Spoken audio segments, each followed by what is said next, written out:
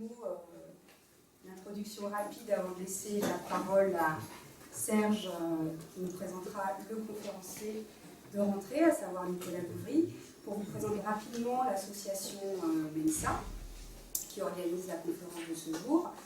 Donc, qui est MENSA? Qu'est-ce que MENSA? Donc, c'est une organisation internationale qui a été créée en Angleterre en 1946 et qui regroupe des personnes à haut potentiel qui sont désireuses de se rencontrer et partager différentes choses. Donc c'est une association qui compte environ 110 000 adhérents dans le monde. En France, on est à pas loin de 2500. Notre région dont je suis la présidente, on compte 200. Voilà, la majorité des adhérents sont plutôt regroupés sur Lyon et le Rhône. Et vous dire qu'en région, nous organisons des sorties mensuelles, des restaurants, expositions, musées, également des conférences.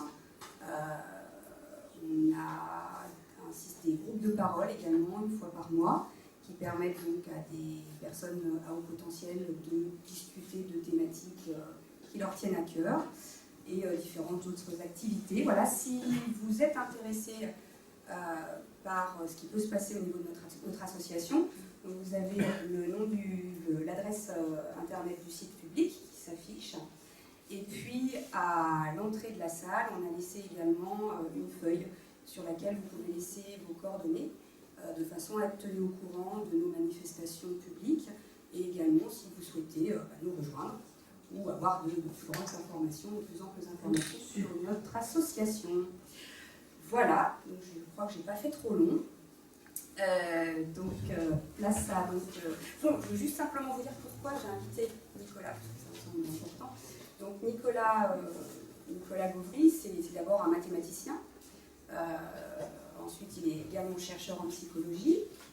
Il enseigne à l'université d'Artois et j'ai été amenée à faire sa connaissance lors du festival d'astronomie de Florence, l'édition de l'an passé, où il intervenait sur le hasard, les coïncidences, et d'un point de vue qui m'a interpellée. Donc c'est quelqu'un de très carré, j'aime beaucoup son approche des choses, une approche scientifique.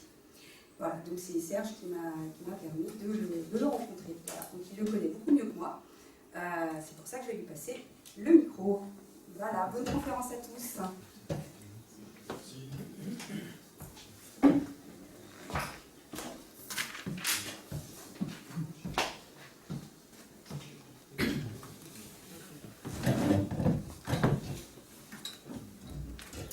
Bonjour à tous. Eh bien, je ne vais pas vous répéter tout ce que Laurence vous a déjà dit.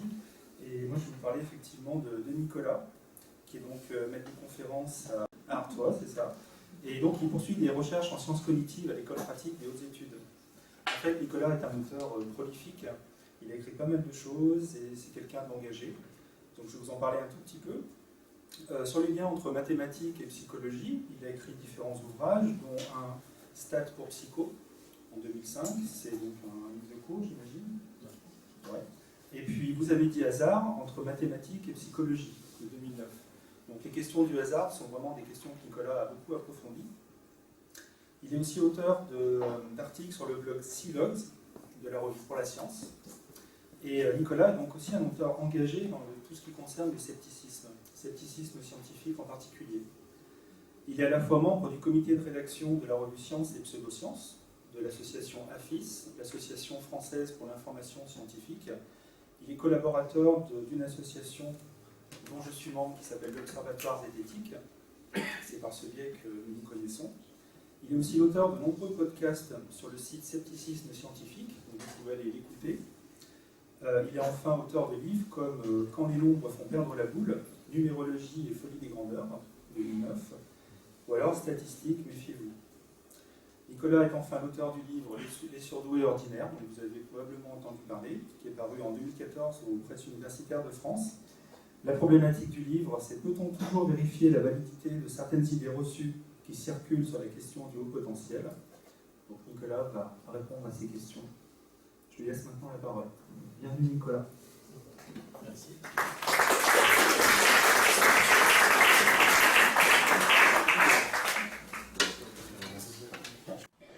Bon, bah alors après cette présentation, j'ai intérêt à assurer. Ouais. Ça va être difficile. Bon, je vais me lancer. Ça, c'est le titre. Et alors, pour une fois, je n'ai pas changé le titre. Je remercie, j'en profite pour remercier surtout Serge et Laurence qui m'ont invité pour venir parler. Et moi, je disais à Laurence tout à l'heure que d'habitude, je change le titre de la conférence au dernier moment, et là, je ne l'ai pas fait. Voilà, il paraît que c'est pratique pour les annonces et tout ça. Alors, donc, je vais vous parler... je vais commencer par ça. Je vais commencer par vous dire pourquoi j'ai choisi ce titre, Les surdoués ordinaires, d'abord pour mon livre... Et pour une fois, ce n'est pas l'éditeur qui a choisi. D'habitude, quand on écrit un livre, après, l'éditeur change le titre qu'on a choisi aussi. Mais là, voilà, ça leur a plu, donc c'est resté comme ça. Et donc, j'avais choisi ce titre à la fois pour l'oxymore, mais aussi pour dire que ce qui m'intéressait... Donc, je vais préciser après un peu mon approche, entre guillemets, si on veut. Mais pour dire que ce qui m'intéressait dans la précocité intellectuelle, les surdoués, je vais souvent parler d'enfants précoces. Précoce, ça va pour les enfants. Je dis précocité quand même si c'est pour les adultes. Ce qui m'intéressait, c'était, d'un point de vue donc, plus rationaliste, scientifique peut-être, d'avoir une idée de ce qu'est la précocité en général, et non pas sur des cas particuliers.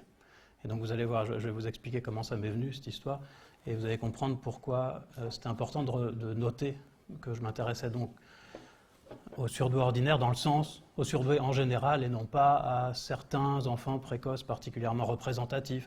Il y a des figures comme ça, par exemple, il y a la figure du surdoué autiste Asperger, voilà, qui revient tout le temps dans les films. C'est un cas particulier. Alors évidemment, je ne dis pas que ça n'existe pas, mais moi la question que je me pose quand je vois ça, quand je rencontre que je lis la description d'un enfant Asperger et surdoué, c'est est-ce que les deux sont liés? Est-ce que quand on est Asperger, on a plus de chances d'être surdoué ou pas?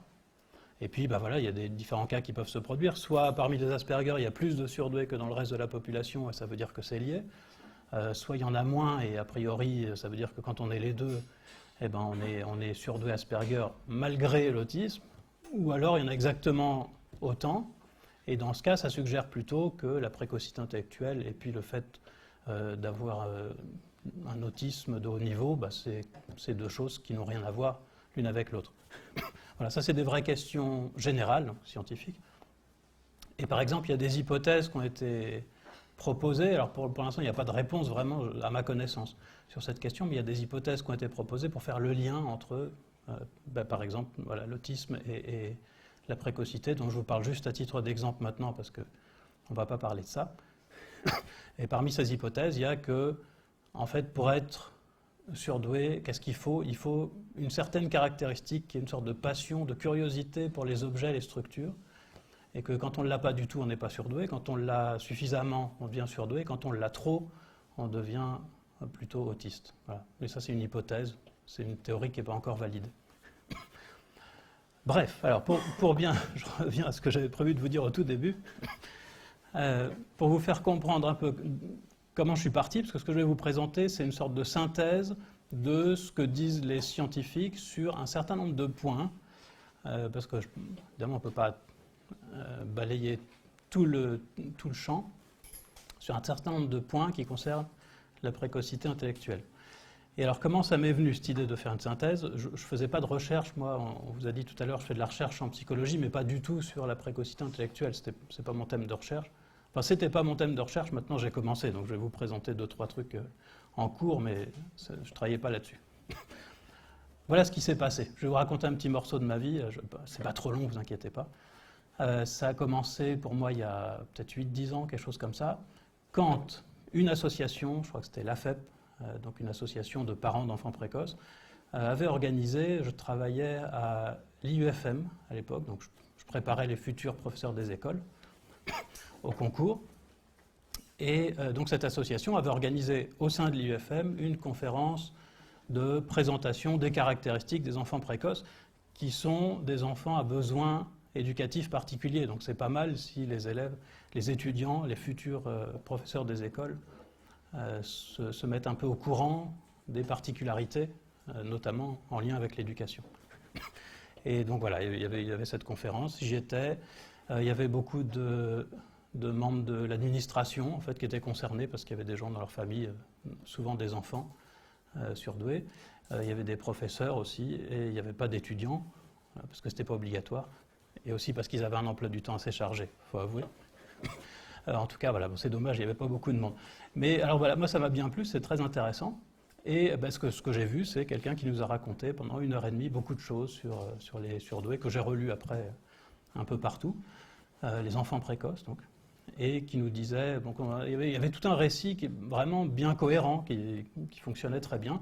Par exemple, on nous disait que les enfants surdoués, je résume à peine, font beaucoup de cauchemars et sont très anxieux et probablement souvent dépressifs. Pourquoi ? Parce que quand ils sont assez jeunes, ils sont déjà capables de comprendre des choses que les enfants comprendront plus tard, comme la mort, l'injustice dans le monde et des choses comme ça, et qui n'ont pas nécessairement déjà les capacités pour faire face aux émotions qui en découlent. Voilà, donc des choses cohérentes et qui m'ont en fait bouleversé pendant la conférence. Moi j'étais bouleversé, du coup je me suis dit que j'avais envie d'en savoir plus, parce que ce qui m'avait gêné pendant toute cette conférence, ça se tenait bien, il y avait beaucoup d'exemples, d'illustrations, mais il n'y avait aucune référence scientifique, il n'y avait pas d'enquête, on ne me disait pas est-ce que c'est démontré ou pas scientifiquement, et si oui, comment on a fait, tout ça je ne savais pas. Donc ça restait vraiment des récits, ça ressemblait à ça, hein, c'était des témoignages. Alors bien sûr, c'était raconté par quelqu'un qui vit avec, qui travaille régulièrement avec des enfants surdoués, donc qui en connaît. Mais est-ce qu'on peut dire qu'elle connaît les enfants surdoués ou qu'elle connaît des enfants surdoués ? Ça, on va en reparler tout à l'heure. En tout cas, voilà, j'étais frustré avec mon esprit un peu casse-pied de sceptique, parce que je voulais avoir des preuves. Alors j'ai fait comme beaucoup d'entre vous sûrement, j'ai ensuite été lire des livres, et des livres grand public, il y en a plein. Voilà, par exemple celui qui est à gauche ici, ça fait un des nombreux livres que j'ai lus sur la question. Des livres donc qui s'adressent au grand public, en général assez pratiques, avec des conseils pratiques. Donc c'est vraiment super utile pour les parents d'enfants surdoués, parce que ça porte souvent sur les enfants. Et je sais que beaucoup déplorent le fait que sur les adultes, il n'y a pas tant de bouquins que ça, finalement, sur les adultes surdoués.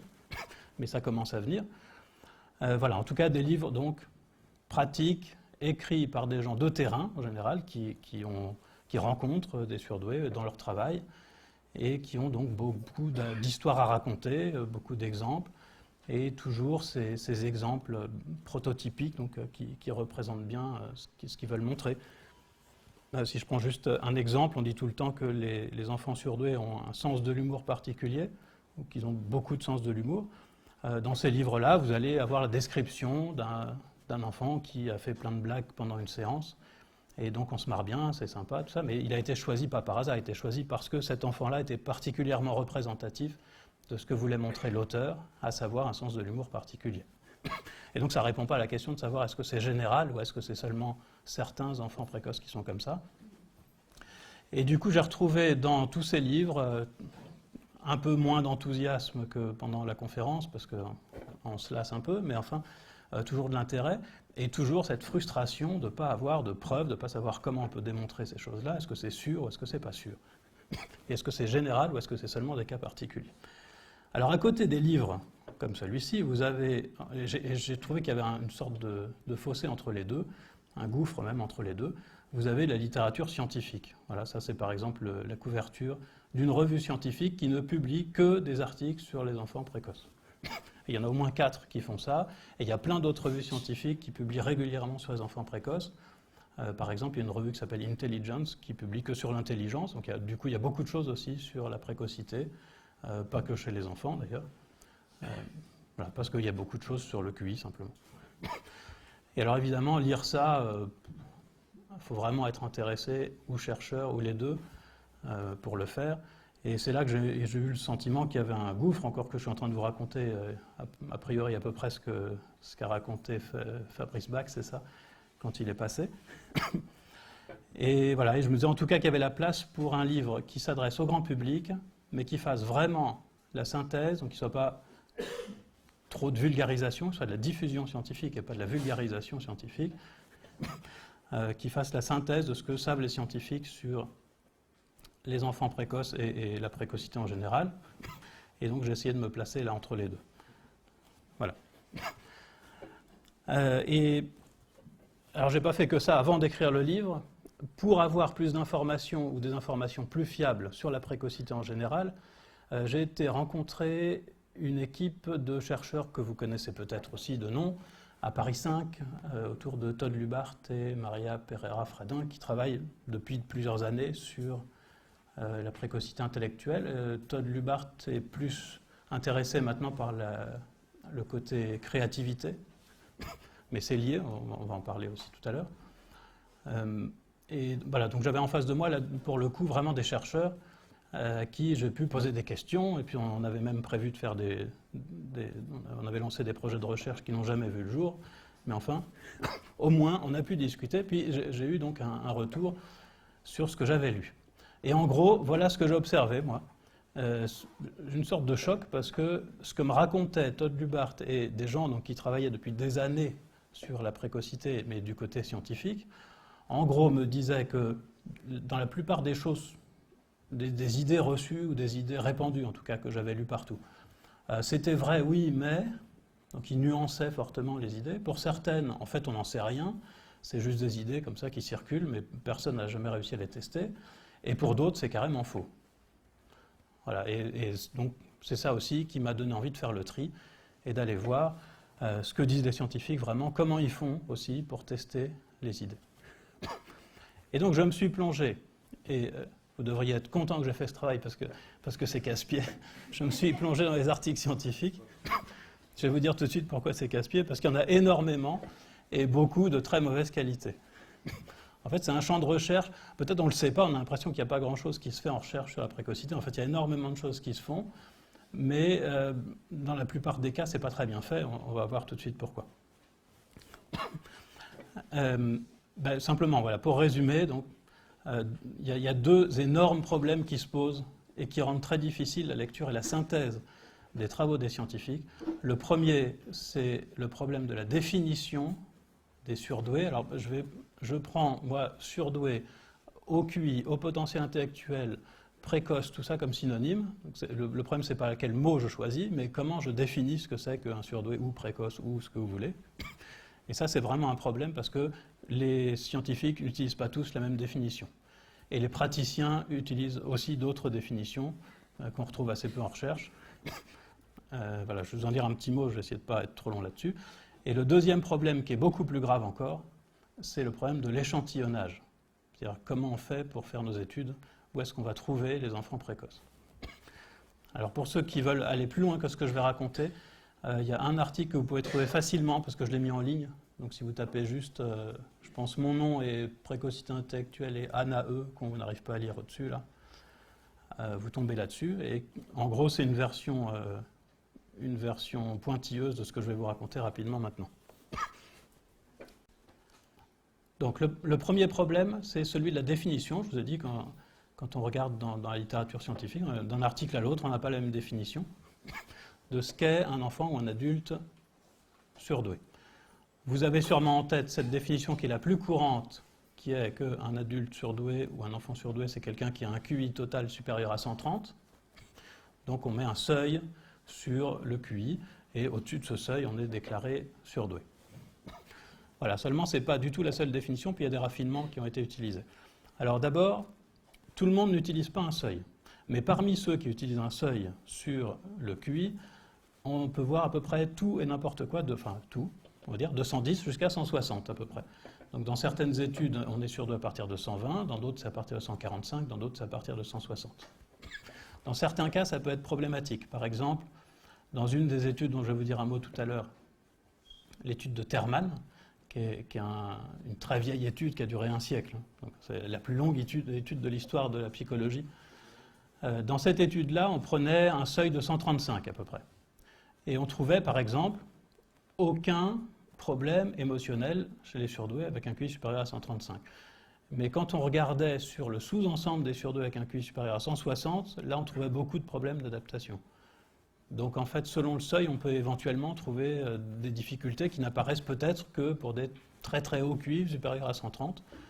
On ne sait pas trop, en tout cas c'est problématique et ce n'est pas la même question de se demander ce qui se passe à partir de 130 et ce qui se passe à partir de 160. Ça, c'est pour ceux qui prennent un seuil. Mais peut-être que vous avez entendu dire aussi que quand on passe un test de QI, en fait, on a le QI total, mais il y a aussi 4 indices maintenant. On a 4 indices. Et parfois, ces indices sont homogènes, c'est le cas le plus fréquent. Donc, quand on a un QI assez élevé, en général, les 4 indices sont assez élevés. Mais parfois, il y a des grosses différences entre les indices. Et donc, on a des profils hétérogènes. Certains psychologues disent, si le profil est hétérogène, je considère que ce n'est pas un surdoué. Donc ça, on enlève une partie de la population des QI supérieurs à 130 en faisant ça. D'autres, au contraire, disent, du moment que l'un des indices est dans les 2,5% les plus élevés de la population, je dis que c'est un surdoué, même si les autres sont en dessous, et même si le QI total n'est pas supérieur à 130. Il y a des critères comme ça. Encore plus embêtant, certains rajoutent comme critère la réussite scolaire, ce qui fait qu'on ne peut plus avoir d'échec scolaire chez les surdoués par définition, et d'autres ajoutent à l'inverse comme critère les difficultés scolaires. Voilà, parce que dans leur esprit, un surdoué, c'est quelqu'un qui est trop doué, et donc il doit avoir des problèmes à l'école, sinon il n'est pas surdoué, il est juste doué. Donc là, c'est carrément même plus du tout la même population qu'on étudie. Voilà, alors vous voyez que le problème de la définition est assez important. Et l'une des définitions que je vous ai données, c'est au moins un des indices supérieur à un certain seuil.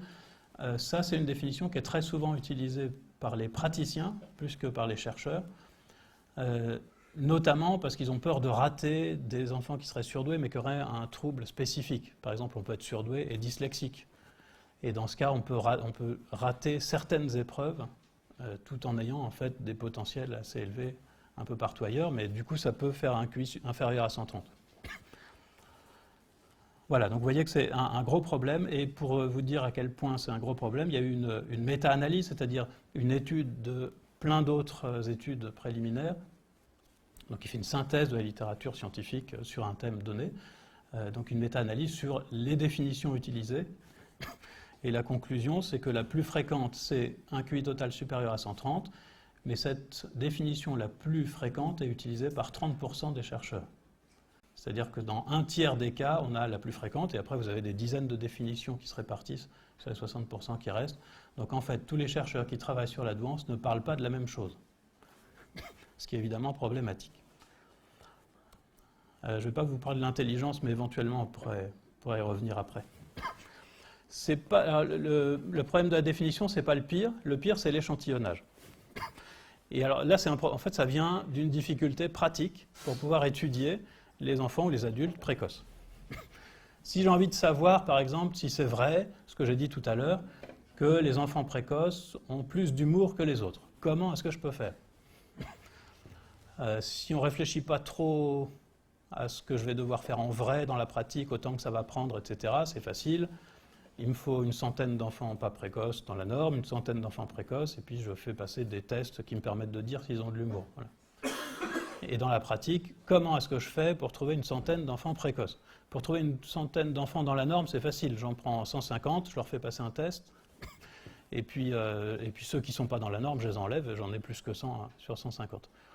Par contre, pour trouver une centaine d'enfants précoces qui soient vraiment choisis, c'est ce qu'il faudrait, au hasard dans la population des enfants précoces, moi je n'ai pas de liste des enfants précoces, la quasi-totalité des gens ne se font jamais tester de toute leur vie, et donc si je veux utiliser la manière idéale, je vais dire, je vais faire passer un test d'intelligence à plein de gens choisis au hasard pour qu'à la fin, j'ai une centaine d'enfants précoces. Et comme il y en a 2,3% dans la population, il faut que je fasse passer à peu près 4000, entre 4000 et 5000 tests, voilà, à 1h30 à chaque fois par test, et 150 € pour le psychologue qui fait passer.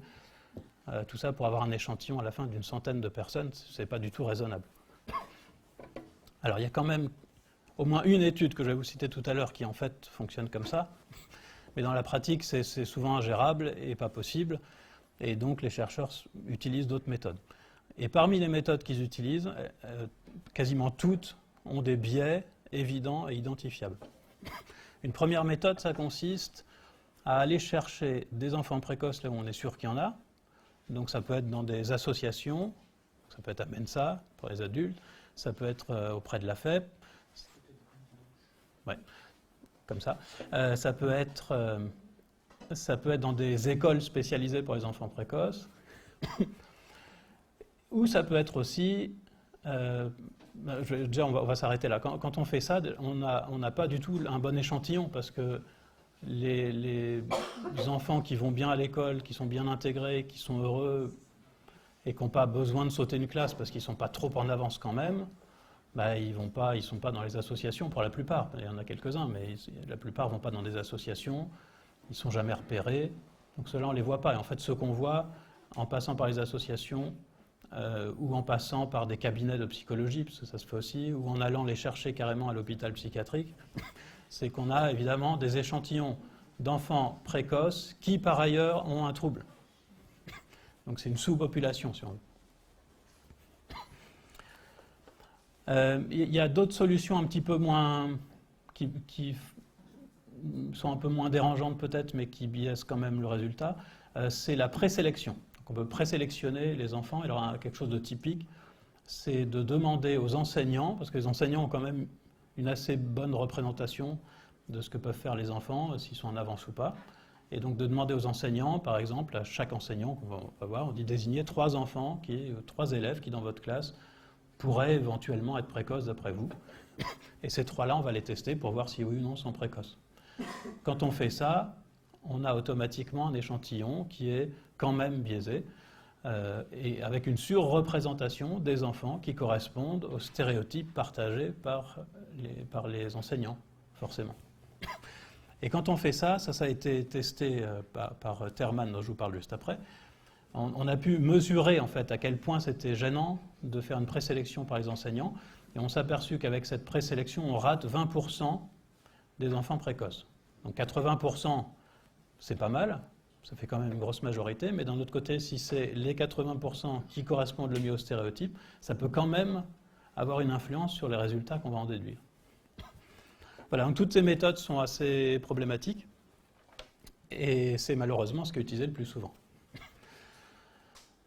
Il y a d'autres, quand même, juste pour mettre une petite lueur d'espoir dans tout ça, il y a quand même d'autres méthodes qu'on peut utiliser, et qui sont utilisées aussi régulièrement. Par exemple, ce qu'on appelle les méthodes cas témoins.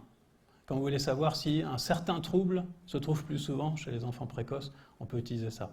Par exemple, il y a des chercheurs qui se sont demandé est-ce que les précoces sont plus souvent schizophrènes? C'est une drôle de question, mais ils se sont posé la question. Et pour faire ça, qu'est-ce qu'ils ont fait? Ils ont été chercher une centaine, ou même un peu plus, de personnes schizophrènes, parce que normalement les schizophrènes, on finit par les repérer, et ils leur ont fait passer un test d'intelligence. Donc ils regardent quel est le pourcentage de surdoués parmi les schizophrènes, et quel est le pourcentage de surdoués parmi les non-schizophrènes. Ça, c'est connu par ailleurs. Et du coup, on peut comparer et voir si oui ou non il y a un lien, sans être obligé de passer par les méthodes un peu douteuses dont je vous ai parlé juste avant. Autre chose qui se fait beaucoup, c'est non pas de se concentrer sur les surdoués, mais de regarder, là plutôt pour les grandeurs continues, on va en reparler tout à l'heure pour la créativité par exemple, de regarder l'évolution de la créativité quand le QI va de très faible jusqu'à très élevé. Parce que ça, on peut le faire avec des échantillons assez grands. Dans l'échantillon, il y aura très peu d'enfants précoces ou d'adultes précoces, mais ce n'est pas gênant, parce que si on voit que ça augmente régulièrement avec le QI, et que c'est confirmé par les 15 qu'on a avec un QI supérieur à 130, il n'y a pas de raison qu'ensuite ça s'effondre. Et donc on arrive quand même à avoir des conclusions. Tiens, je m'aperçois que je parle beaucoup moins vite que j'avais prévu. Je vais peut-être aller plus vite maintenant. Donc, alors, voilà, des gros problèmes comme ça. Il y a quand même au moins 2 études très bien faites dont je vais vous parler, et une dont je vais vous parler aussi parce qu'on est en train de travailler dessus, donc ça me passionne, qui n'est pas aussi impressionnante que les 2 dont je vais vous parler maintenant. Donc je vous dis juste quelques mots pour donner une sorte de panorama des résultats qu'on trouve dans les meilleures études. Donc la première, c'est celle-ci, l'étude de Terman. C'est Terman, qui a commencé en 1921. Si je me souviens bien, c'est à Stanford, mais j'ai un petit doute là-dessus. Et ce qu'a fait Terman, c'est qu'il a sélectionné autour de 1500 enfants précoces. Pour lui, c'était un équivalent d'un QI supérieur à 135, parce que ce n'étaient pas les mêmes modes de calcul à l'époque.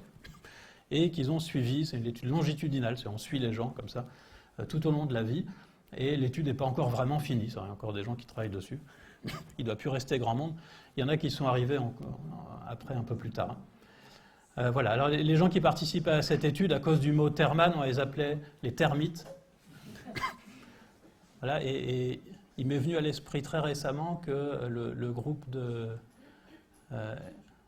Hermans Hermits, ça devait venir de là aussi, mais j'en sais rien, pour ceux qui connaissent. Bon, c'est pas très grave. Donc là, on a des données, c'est très intéressant parce qu'on a des données sur beaucoup d'enfants et d'adultes. Tout au long de la vie, on peut voir ce qu'ils deviennent. Alors je vous dis d'abord, avant de vous dire les critiques qui ont été faites quand même sur cette étude, les résultats de l'étude, ça a été publié dans plein de livres au fil du temps, sont par rapport aux idées qu'on a habituellement sur la douance et qu'on entend partout et qui est répété, c'est extrêmement positif. C'est beaucoup plus optimiste que tout ce qu'on peut lire. C'est-à-dire qu'en gros, ils n'ont pas trouvé d'inconvénient quasiment à être surdoués, à part qu'on a plus souvent des lunettes et de l'asthme. Voilà. Si c'est vrai. Ils ont trouvé que les enfants surdoués réussissent mieux à l'école, réussissent mieux leurs études, ont des métiers qui leur plaît plus souvent que les autres. Ça ne veut pas dire que tout le monde a un super métier et que tout le monde est heureux. Hein. Alors, là, c'est quelque chose que je vais répéter plusieurs fois pour être bien clair là-dessus. Mais par exemple, ils ont trouvé que les enfants précoces devenaient en général des adultes plutôt heureux. Mais ça ne veut pas dire qu'il n'y a pas des gens malheureux dans le tas. Ça veut dire que quand on mesure avec des questionnaires s'ils sont satisfaits de leur vie ou pas, ils sont plutôt un peu au-dessus des autres. Voilà. Mais pas tous, c'est en moyenne. Hein. Voilà. Donc ça avait l'air vraiment formidable. Alors les critiques quand même qui ont été faites sur cette étude, il y en a eu. D'abord, c'est assez bizarre, on ne sait pas trop où il a pris si on sait d'ailleurs, où il a choisi ses enfants précoces, mais c'était plutôt quand même dans des quartiers UP. Donc voilà, il y avait toute l'ambiance sociale autour qui peut aider quand même pas mal. Une autre critique qui a été faite beaucoup plus directe, c'est qu'on a retrouvé des lettres écrites par Terman, des lettres de recommandation pour que des gens qui participent à son étude aient des postes. Alors si ensuite on trouve qu'ils ont des postes à la fac, oui, c'est sûr, ça peut aider d'avoir une lettre de recommandation de Terman, donc c'est un peu embêtant. Mais ça, bon, ça ne concerne pas les 1500. Mais même indépendamment de ça, on peut imaginer quand même que des enfants qui, depuis qu'ils sont tout petits, savent qu'ils participent à une grande expérience sur les génies, parce qu'ils ont été repérés comme particulièrement intelligents, ont peut-être une estime d'eux-mêmes supérieure à ce qu'ils auraient eu sans ça. Donc voilà, on peut douter des résultats. Une autre étude a été faite en France, en fait en plusieurs fois, en 1944 et puis en 63-64, je crois. Organisée par l'INED et l'INETOP. Alors c'est pareil, là c'est un des livres, en fait il y a eu plusieurs livres. Je n'ai pas encore réussi à les lire, mais je vais les trouver. Donc ce que je vous raconte, c'est de seconde main. J'ai lu dans des articles qui parlent des résultats de cette étude. Il y a eu aussi des articles là-dessus, notamment dans la revue que je vous ai montrée tout à l'heure en français. Donc ça, c'est une grande étude qui portait sur 126 000 enfants, à qui on a fait passer, et c'est un échantillon représentatif de la population française, on a été dans certaines écoles choisies pour que ce soit représentatif, et on a fait passer des tests d'intelligence à tous les enfants. Et donc on a les données sur 126 000 enfants, on a les résultats des tests d'intelligence depuis, je crois, le CP jusqu'à la 5e, on n'a pas au-delà de la 5e. Et puis on a les carnets scolaires, et pour certains, pour des sous-échantillons, on a aussi des questionnaires remplis par les parents et par les enseignants. Donc on peut voir un certain nombre de choses. On a aussi des dossiers médicaux qui correspondent. Et dans les différents livres qui ont été publiés, donc, il y a des résumés de tout ça, des résumés statistiques.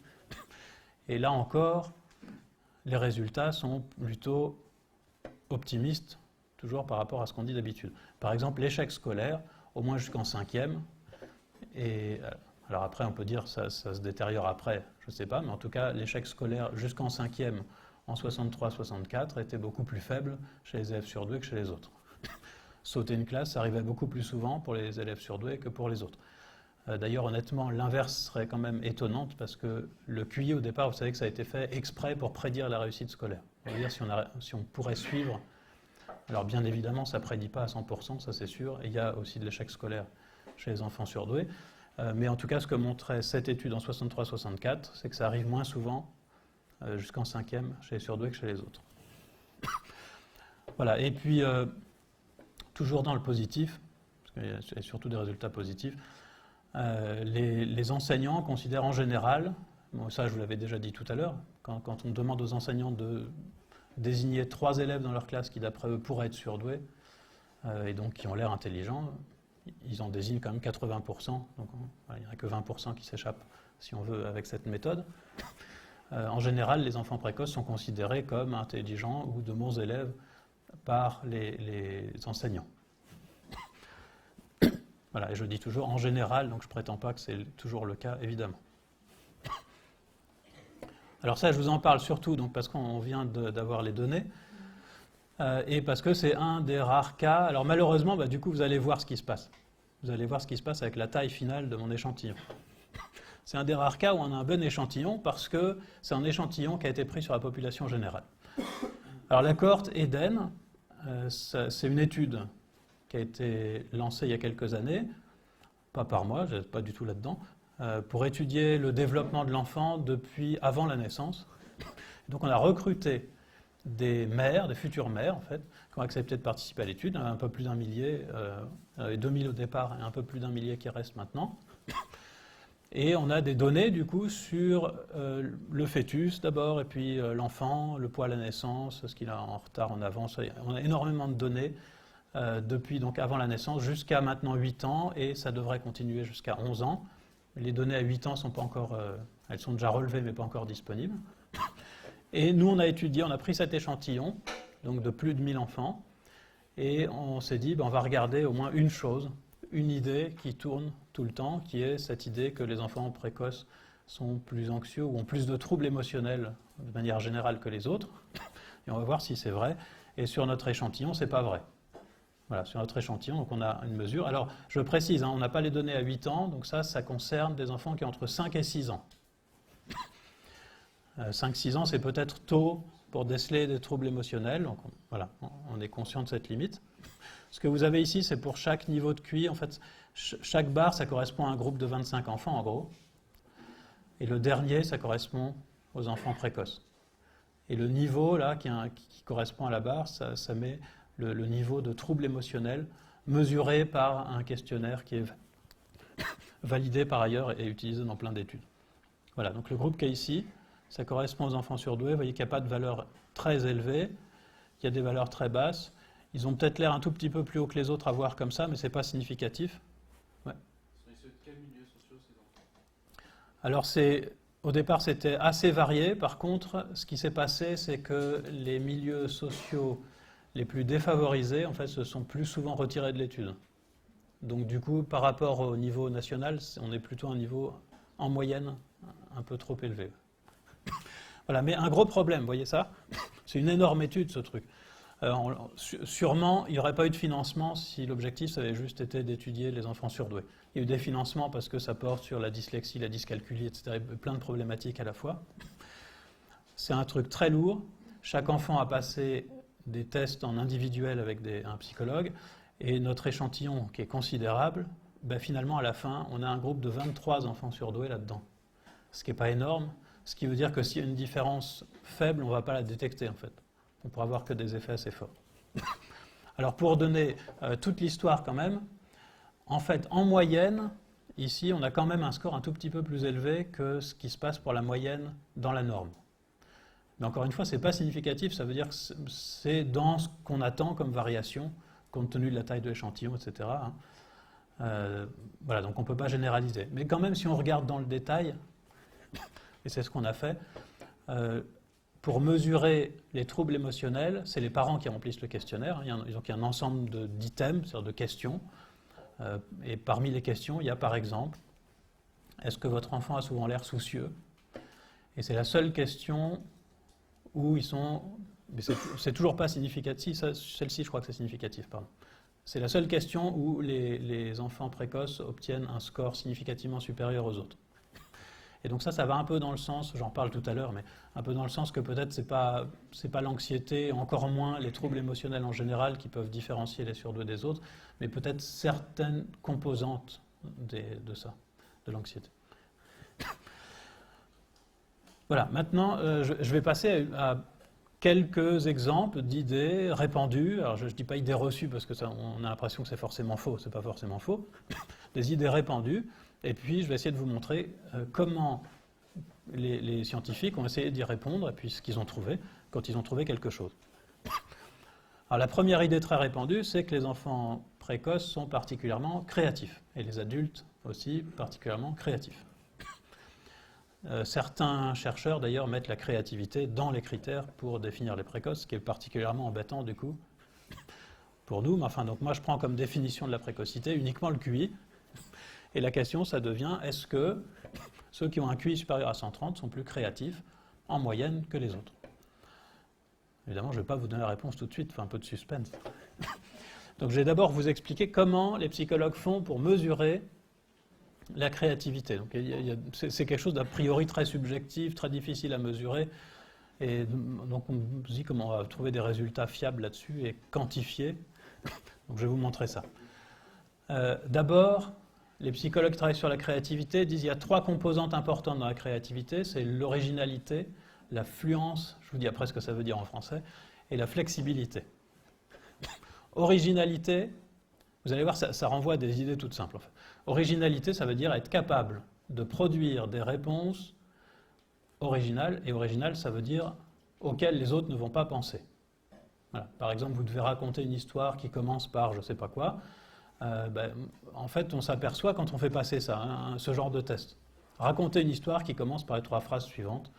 Et bien, si vous faites passer ça à des centaines de personnes, vous apercevez que finalement c'est toujours la même trame qui revient, ou il y en a 2, 3 qui reviennent. Et puis il y a des gens qui ont des idées comme ça particulièrement originales. Un test complètement élémentaire, mais qui permet aussi de mesurer ça, c'est ce qu'on appelle normalement des tests de fluence verbale. C'est par exemple, vous avez 2 minutes pour me trouver le plus de mots possible qui commencent par la lettre F. Voilà, il y a des mots qui viennent tout de suite à l'esprit. Voilà, je ne sais pas, famille, fille.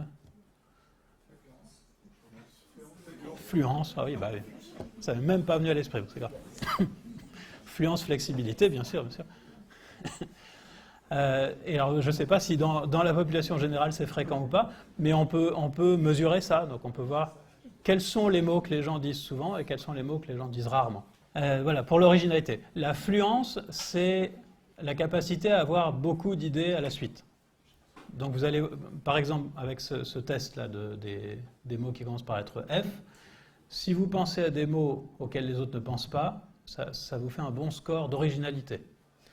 Mais si vous avez simplement beaucoup de mots, même s'ils sont tous très courants, ça vous fait un bon score de fluence, mais pas un bon score d'originalité. C'est ça la fluence.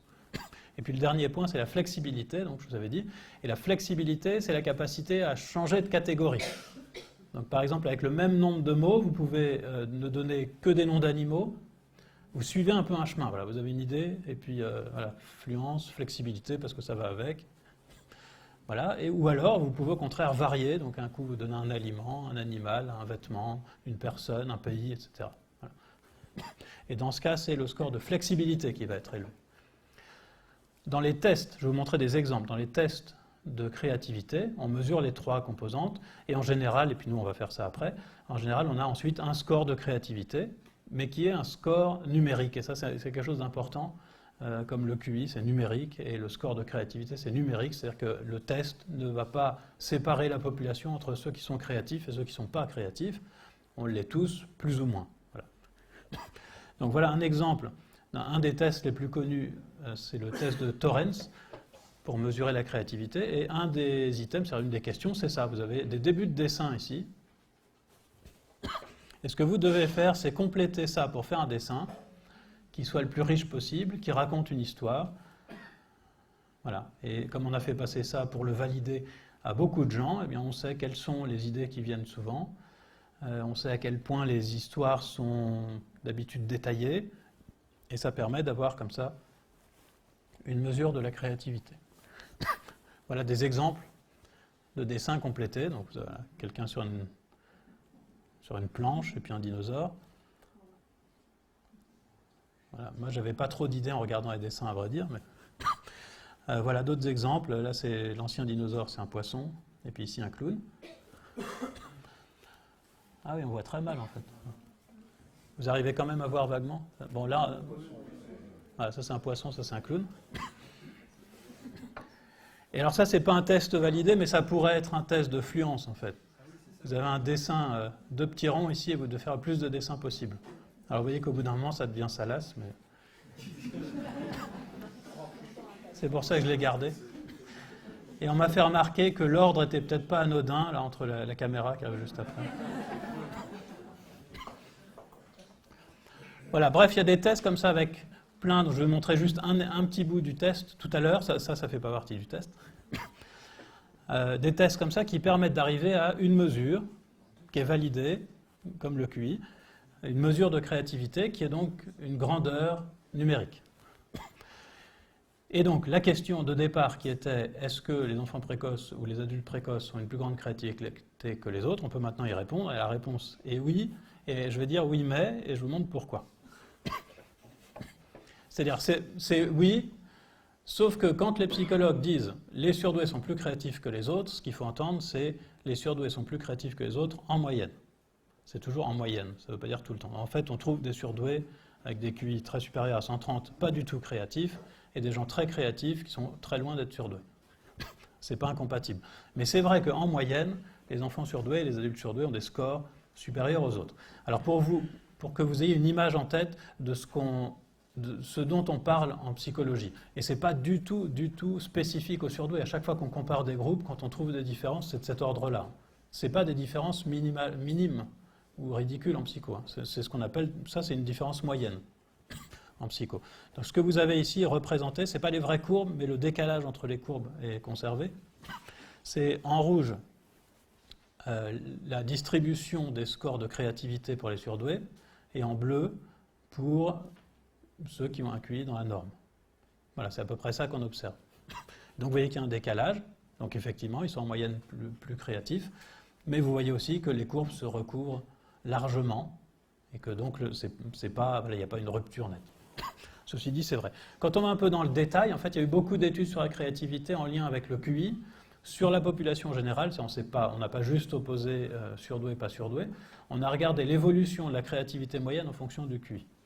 Et on observe, les derniers modèles sont ce qu'on appelle des modèles de seuil, parce qu'on s'aperçoit que la créativité augmente avec le QI à peu près jusqu'à un QI de 110-120, et qu'ensuite, ça stagne presque. Ça continue à monter un tout petit peu, mais ça stagne presque. Donc en simplifiant un peu, on va dire, ça monte jusqu'à un QI de 110-120 et ensuite ça ne bouge plus. Voilà, ça veut dire qu'en moyenne, les gens avec des QI de 145 ou supérieurs à 140 sont comparables pour ce qui est de la créativité à ceux qui ont un QI entre 120 et 130 par exemple, mais les deux sont au-dessus de ce qu'on a avec un QI qui tourne autour de 100 habituellement. Voilà. Voilà, gardez bien cette image en tête pour dire c'est toujours de ça qu'on parle quand on dit les surdoués sont plus ceci ou plus cela. La plupart du temps, c'est des choses qu'on mesure de manière quantitative, et donc pas par des catégories. Et les différences qu'on trouve sont de cet ordre-là. Voilà, ce qui est courant en psychologie et pas du tout ridicule. Deuxième idée répandue sur les surdoués, c'est, pour le dire de manière très générale, c'est qu'ils sont plus malheureux que les autres. Donc je vais détailler quand même. C'est les troubles émotionnels peut-être dont je parlais tout à l'heure. Alors d'abord, l'idée qui est derrière, je vous en ai parlé tout à l'heure quand je vous racontais cette fameuse conférence où il n'y avait personne, mais qui était très intéressante néanmoins. L'idée qui est derrière, tout à fait rationnelle, c'est que notamment pour les enfants, là ça vaut plus pour les enfants, ils sont capables de percevoir très tôt la mort inéluctable, l'injustice dans le monde, ça c'est l'horreur, et que contrairement aux autres enfants, et comme les autres enfants, pardon, ils n'ont pas encore les capacités de se défendre, donc l'intelligence émotionnelle, si on veut, pour se défendre contre ça. De manière générale, on peut s'attendre à des problèmes d'adaptation dès qu'on n'est pas dans la norme. En fait, c'est valable pour toutes les grandeurs. Prenez la taille, par exemple, je ne sais pas si vous savez, mais il y a des associations de gens de grande taille. Donc il y a un seuil, sinon on ne peut pas rentrer dans l'association, et on n'a pas le droit de mettre de talons. Il y a un seuil, il faut faire au moins, je ne sais pas le seuil, mais mettons que c'est au moins 2 mètres pour les hommes, voilà, c'est que des hommes de plus de 2 mètres. Et pourquoi ils ont ressenti le besoin de faire cette association ? Parce qu'ils ont un ensemble, certains en tout cas, ressentent des difficultés à s'adapter, Et c'est exactement comme pour le QI, la taille. En fait, être grand, ça a des avantages et des inconvénients. On est plus impressionnant quand on est grand. Les études montrent qu'on a plus facilement du boulot quand on fait 2 mètres que 1,50 m pour un homme, par exemple. Mais d'un autre côté, on n'est pas adapté à la taille des meubles et à la taille des portes. On se cogne la tête. On peut faire peur à des gens. Donc voilà, il peut y avoir des problèmes d'adaptation aussi. Mais donc l'idée, en tout cas, il y a ce problème d'adaptation générale. Mais sinon, l'idée, c'est que dès qu'on est capable de réfléchir, on s'aperçoit que la vie, c'est pas si terrible que ça. Ce que je trouvais bien illustré par là. Sauf que là, ça commence pas à 130, visiblement.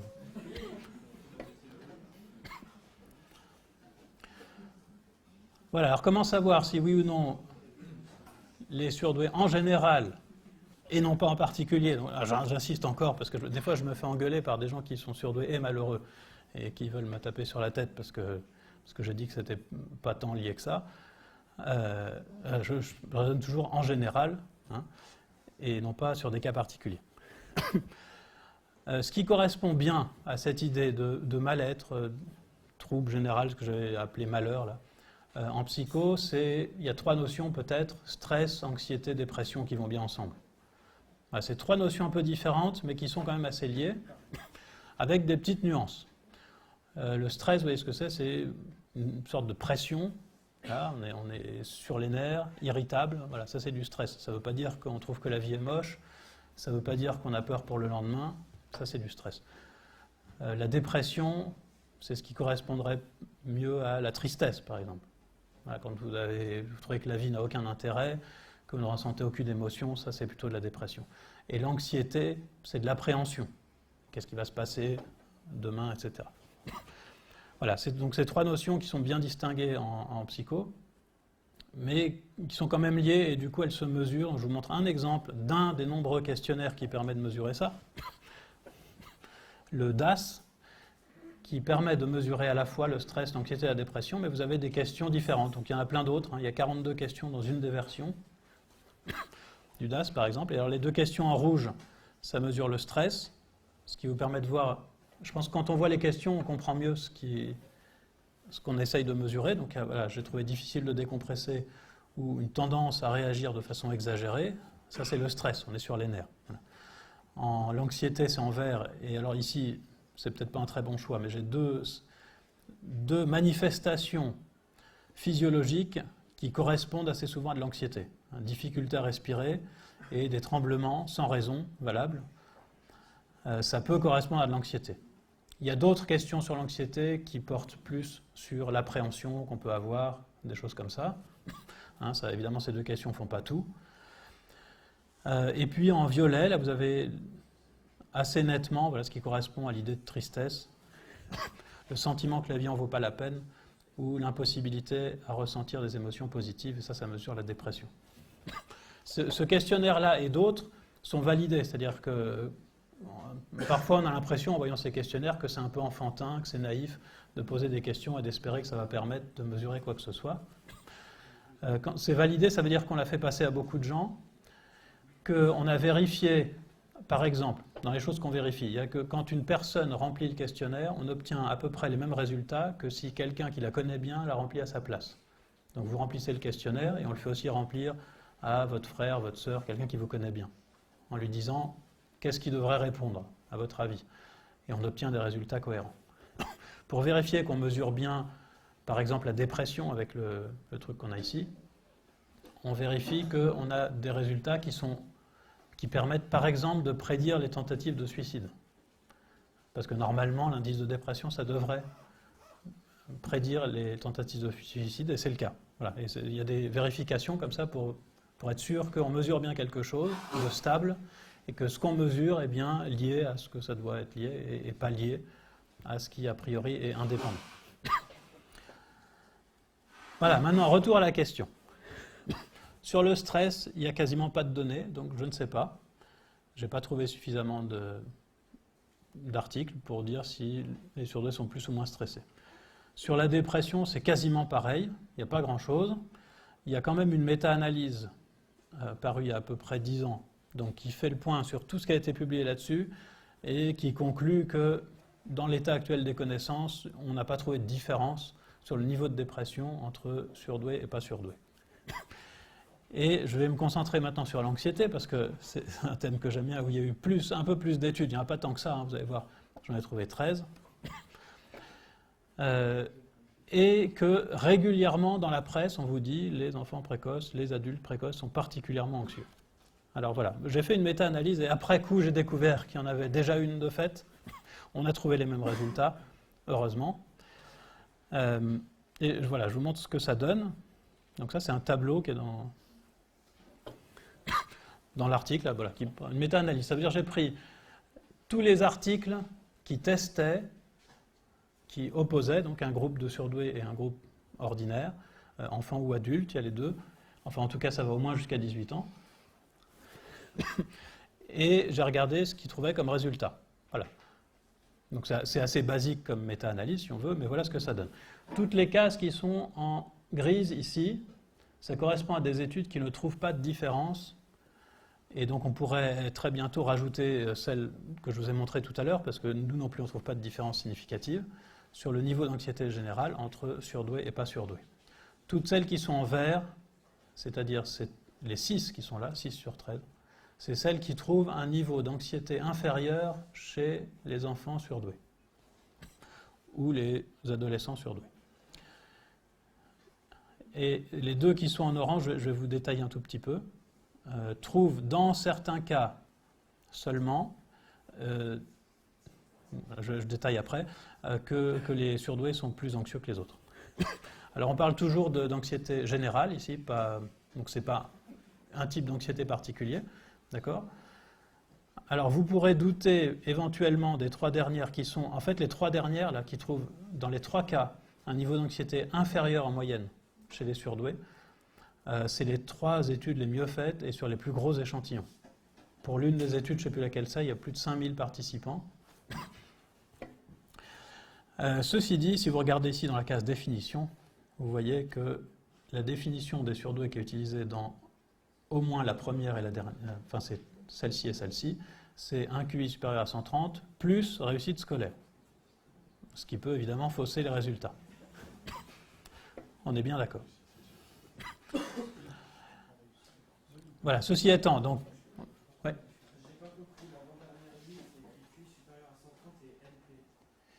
Et alors, il y avait d'autres critères non précisés. Voilà, ils n'ont pas pris seulement le critère du QI, mais ils ne précisent pas les autres. Donc voilà, on peut éventuellement remettre toujours en question ces études-là, notamment celle-ci, à cause de ce que je viens de vous dire, parce qu'il y a cette histoire de réussite scolaire. Maintenant, regardons les 2 études qui vont un petit peu dans le sens de l'idée répandue. Pour l'une des 2, celle-ci, là, qui a été faite au Canada, Forsyth, c'est une catastrophe, en fait, cette étude. Je l'ai mis quand même. Elle n'est pas retenue dans l'autre méta-analyse, parce qu'elle est super mal faite. Vous voyez, ici, les âges ne sont pas indiqués. La définition de la précocité n'est pas indiquée. On sait qu'il y a 42 participants surdoués en tout, mais on ne sait pas combien il y a de filles et combien de garçons. Et la conclusion, c'est que chez les filles, mais pas chez les garçons, le niveau d'anxiété était plus élevé chez les surdoués. Donc on ne sait même pas sur combien de filles ça portait, ni quelle est la définition de la précocité qui a été utilisée, ni à quel âge ça a été fait. Voilà. Donc quand je vous parlais d'études mal faites au début, vous voyez de quoi je parlais. Une autre qui est plus intéressante, c'est celle-ci, parce qu'elle donne des pistes. Et c'est aussi pour ça que j'ai détaillé tout à l'heure cet item, est-ce que votre enfant a souvent l'air soucieux ? Parce que dans cette étude-là, donc il utilise un QI, alors vous voyez pareil, c'est dans la définition, il y a le QI supérieur à 130, plus un test de créativité, donc il fallait en plus être créatif, plus les résultats scolaires qui entrent en jeu. Donc c'est aussi problématique que pour les 3 dernières. Dans cette étude-là, en fait, la conclusion, c'est qu'il n'y a pas de différence sur l'anxiété générale, mais ils trouvent une différence sur certains types d'anxiété particuliers. Et alors ce qu'ils appellent la peur de l'inconnu, en fait, ça pourrait s'appeler l'anxiété métaphysique, si on veut, et c'est mesuré par des questions comme « Est-ce que ça vous angoisse de penser que l'univers est infini et qu'on ne saura jamais tout ?» Voilà. Et ça angoisse beaucoup plus les enfants précoces que les autres, comme vous pouvez imaginer. Donc quand on voit tout ça, Non, moi je suis rationaliste, d'accord. J'étais parti avec l'idée, parce que je l'avais lu partout, et que c'était annoncé par des gens qui connaissent la situation, qui travaillent avec des surdoués. Et donc je croyais très fort aussi que la précocité, ça causait, ou c'était lié au moins, à une anxiété plus élevée. Voilà, après avoir vu ça, je me dis, c'est pas rationnel de continuer à dire ça. Il peut être rationnel à la limite, vu la qualité des études, ça peut être rationnel de se dire, j'attends de voir le jour où il y a une étude vraiment bien faite, et là je me ferai une idée. Mais si on veut trancher, en tout cas, la balance n'est pas du tout du côté de l'idée répandue. Il semblerait plutôt qu'il n'y ait pas de différence, et que s'il y en a une, elle est plutôt en faveur des enfants précoces, ou des adolescents précoces. On m'a dit aussi qu'il pouvait y avoir un effet culturel, et c'est tout à fait juste, parce que si vous êtes dans un pays où c'est très valorisé d'être surdoué, évidemment ça ne va pas faire les mêmes effets que si vous êtes dans un pays où les surdoués s'appellent des intellos et des chouchous de la maîtresse, et qui se font casser la gueule à la récré. Mais alors vous noterez que dans les études, il y en a 2 qui ont été faites en France quand même, et qui ne trouvent pas de différence significative. Alors, pas de différence significative, ça ne veut pas dire qu'ils n'ont pas observé de différence du tout, ça veut dire que les différences qu'ils ont observées sont trop faibles pour qu'on puisse dire que ça ne doit pas être dû au hasard.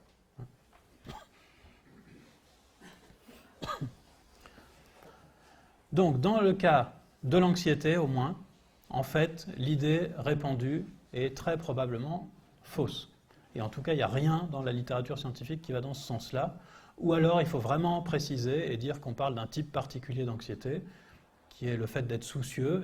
Maintenant, il y a des gens qui travaillent là-dessus. Le worry, ils appellent ça en anglais. Enfin, c'était la question de tout à l'heure, l'inquiétude, le fait d'être soucieux, éventuellement. Mais sur l'anxiété en général, ça ne va pas du tout dans le sens de l'idée répandue. Alors, une autre idée dont il fallait absolument que je vous parle, ça revient tout le temps aussi, c'est le problème de l'échec scolaire. En fait, c'est assez marrant d'ailleurs cette histoire parce que j'ai l'impression qu'il y a 2 stéréotypes contradictoires. C'est-à-dire, il y a des gens qui vous disent « Ah ouais, ton gamin il est surdoué, c'est ça, et puis il n'est même pas premier de la classe, et puis il a eu que 12 au bac. » Comme si, quand on est surdoué, on est forcément brillant. Donc, il y a ce stéréotype-là qui est partagé par pas mal de gens, en général pas concernés par la précocité. Et puis de l'autre côté, c'est développé, j'ai l'impression, un contre-stéréotype qui dit que si on est surdoué, oulala, on va rater à l'école.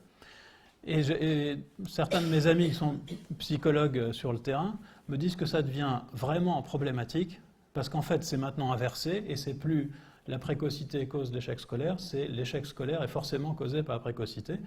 Et donc, ils sont assaillis de parents qui viennent les voir parce que leur enfant est en échec scolaire et qui sont persuadés qu'il est donc surdoué, comme sur ce dessin. Voilà.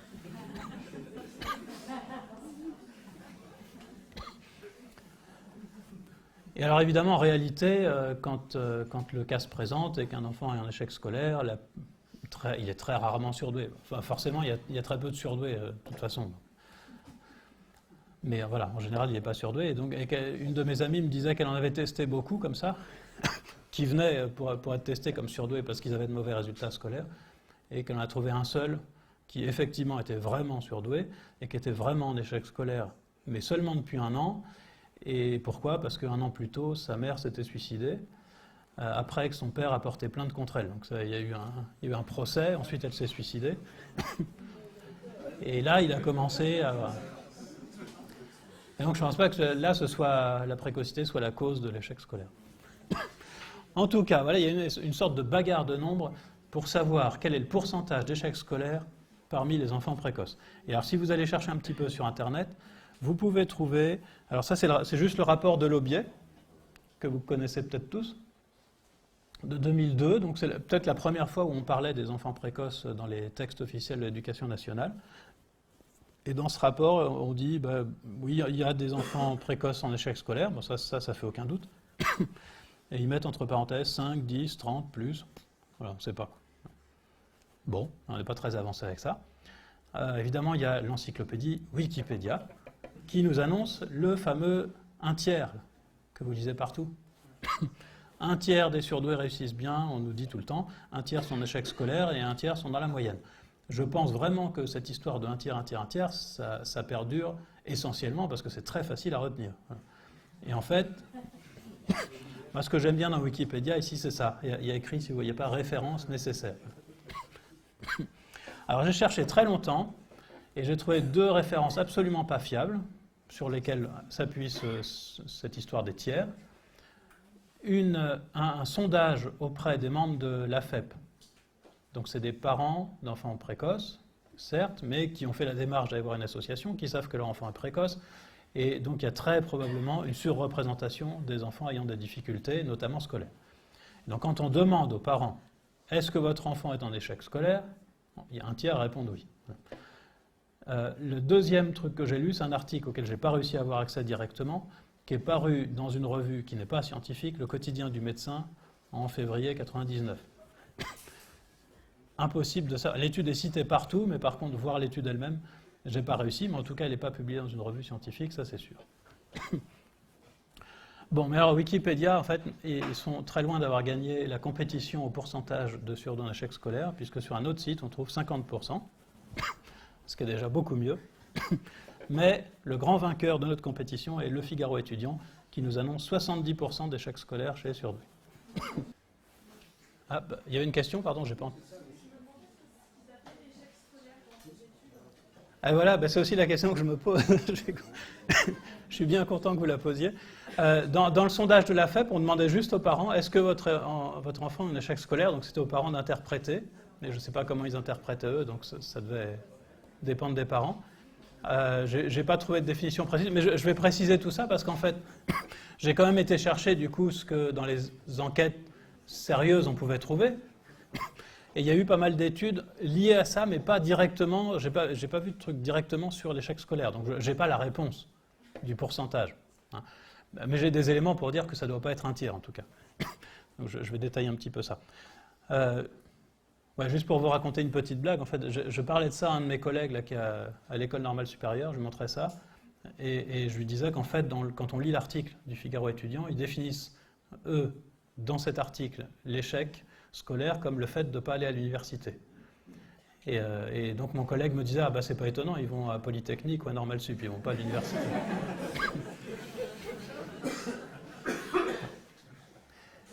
Mais donc dans les articles scientifiques, ce qu'on voit, donc c'est pas directement sur l'échec scolaire, encore une fois, mais il y a 2 thèmes qui sont assez bien étudiés, enfin beaucoup étudiés en tout cas, peut-être pas bien mais beaucoup, qui sont celui des enfants adolescents, parce que ça va jusqu'à la fin de l'université, sous-performants.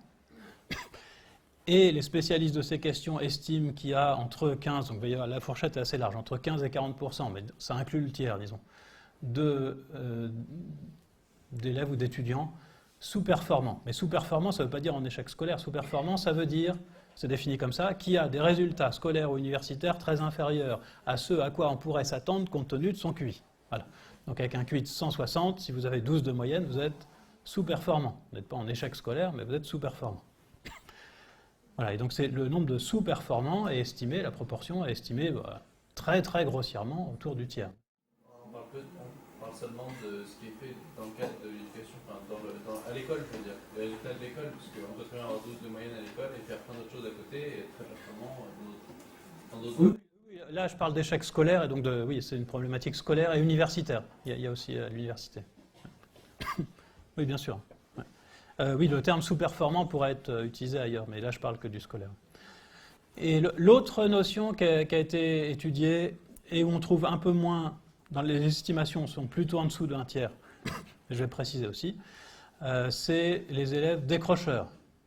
Alors décrocheurs, ça ne veut pas dire qu'on est en échec scolaire, ça veut dire qu'on arrête l'école. Et on peut arrêter l'école pour plein de raisons.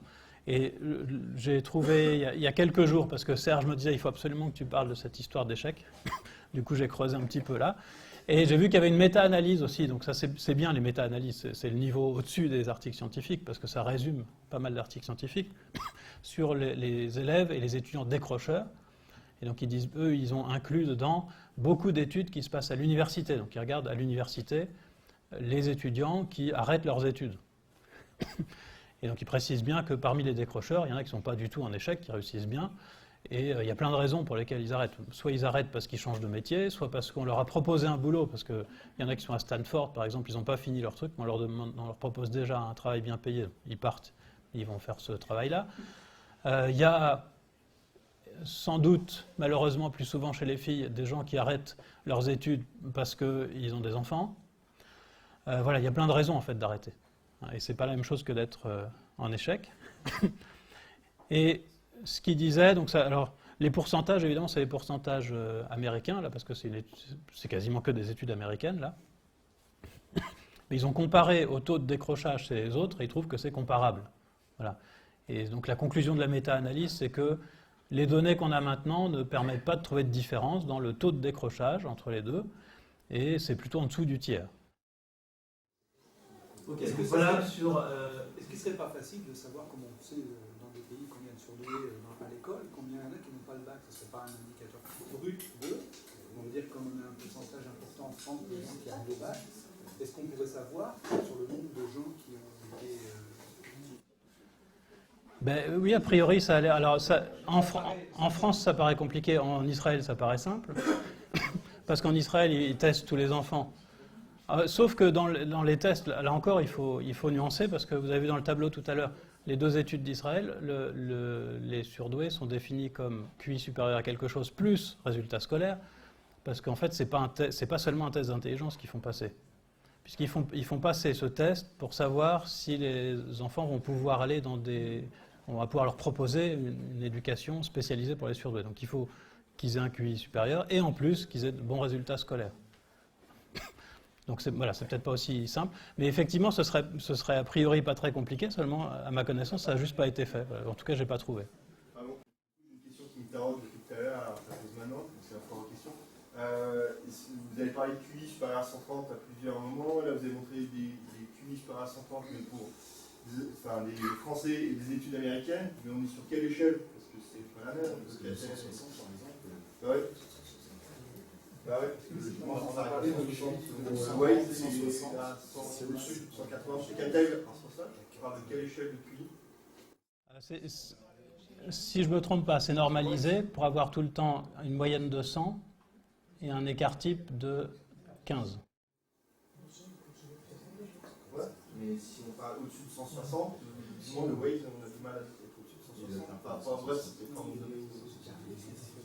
Dans la quasi-totalité des cas, ce qui est utilisé, c'est pour les enfants, c'est la WISC et pour les adultes, la WICE, dans les études. De toute façon, quand tu passes au 160, après, tu as des tests qui sont appropriés au THQ, donc tu as le titan. Vous parlez de ça, est-ce que vous parlez de ça, parce que j'ai cité, je crois, le 160 pour l'étude de Terman. Ouais. Alors le truc, c'est que de l'époque de Terman, ce n'était pas un QI comme maintenant. En fait, il mesurait un âge mental et il faisait vraiment le rapport entre les deux. Donc c'est pour ça qu'on appelait ça quotient intellectuel. Et donc, en fait, ce qu'on faisait, voilà, c'est vous avez un gamin de 5 ans, par exemple, il vient, et vous regardez ce qu'il est capable de faire. Et si ce qu'il est capable de faire, ça correspond à ce que normalement un gamin de 10 ans est capable de faire et non pas 5 ans, vous dites il a un âge mental de 10 ans, et donc son quotient intellectuel, c'est 200%, parce que c'est 2 fois son âge normal. Donc avec cette mesure, à 5 ans d'avance à 5 ans, ça fait un QI de 200. C'est pour ça que je vous ai dit aussi le test. Pour Terman, je vous ai dit, ça correspond, ce qu'il a utilisé, ça correspond à un QI supérieur à 135, mais en fait, ce n'était pas ça son critère, c'était un pourcentage, je ne sais plus. C'était les X% les plus élevés. Et quand on regarde avec les valeurs qu'on a maintenant, c'est-à-dire une moyenne de 100 et un écart type de 15, ça correspond à 135. Voilà, mais en fait, ce n'était pas sous forme de QI comme maintenant. Ah, je ne pensais pas qu'on allait rentrer dans les détails techniques comme ça. Ouais. Ça rigole pas chez Mensa. Voilà. Mais donc, vous avez vu quand même dans le tableau que ça tourne plutôt autour de 130 en général.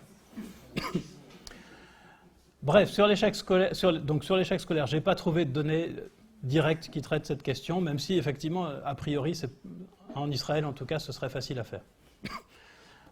Mais voilà, en France, a priori, c'est compliqué à faire, ça coûte cher en tout cas.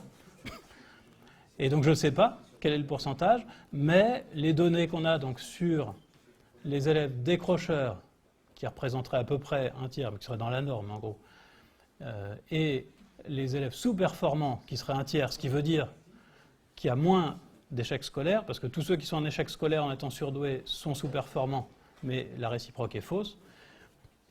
Et donc s'il y a un tiers de sous-performance, c'est qu'il n'y a pas un tiers d'échec scolaire. Voilà. Maintenant, je n'ai pas la réponse qu'on aimerait avoir. Et donc ça, c'est un cas. J'ai choisi aussi des thèmes pour vous illustrer. Vous avez vu les 3 cas. Dans le premier cas, il y a une idée répandue. Elle est correcte. Voilà. J'ai mis un mais après pour nuancer, pour montrer ce que ça veut dire correct.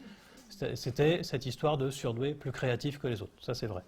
Ensuite, on a un cas d'une idée très répandue qui est très vraisemblablement fausse, parce qu'il y a plein de données qui vont dans le sens inverse. C'était sur les surdoués et l'anxiété. Et puis, ici, c'est un cas où, en fait, on n'a pas les données pour répondre. Donc, je ne peux pas vous dire. Il semblerait quand même que ce soit faux, mais disons, on n'a pas des données vraiment. Par rapport au deuxième cas, le malheur, vous avez des études qui sont faites sur des jeunes très jeunes gens. Quand vous avez que quelqu'un qui s'entourait avec l'adulte, sa complexité, sa toxique et d'autres problématiques que ces jeunes gens qui...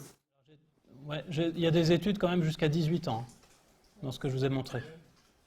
Après, sur les adultes, en vérité, je n'ai même pas cherché sur les adultes parce que j'étais sur la problématique des enfants, donc je ne sais pas s'il y en a. C'est possible. Ouais. Ouais. Pour ton prochain livre. Voilà, ce sera mon prochain livre. Très bien. Ça va être coton.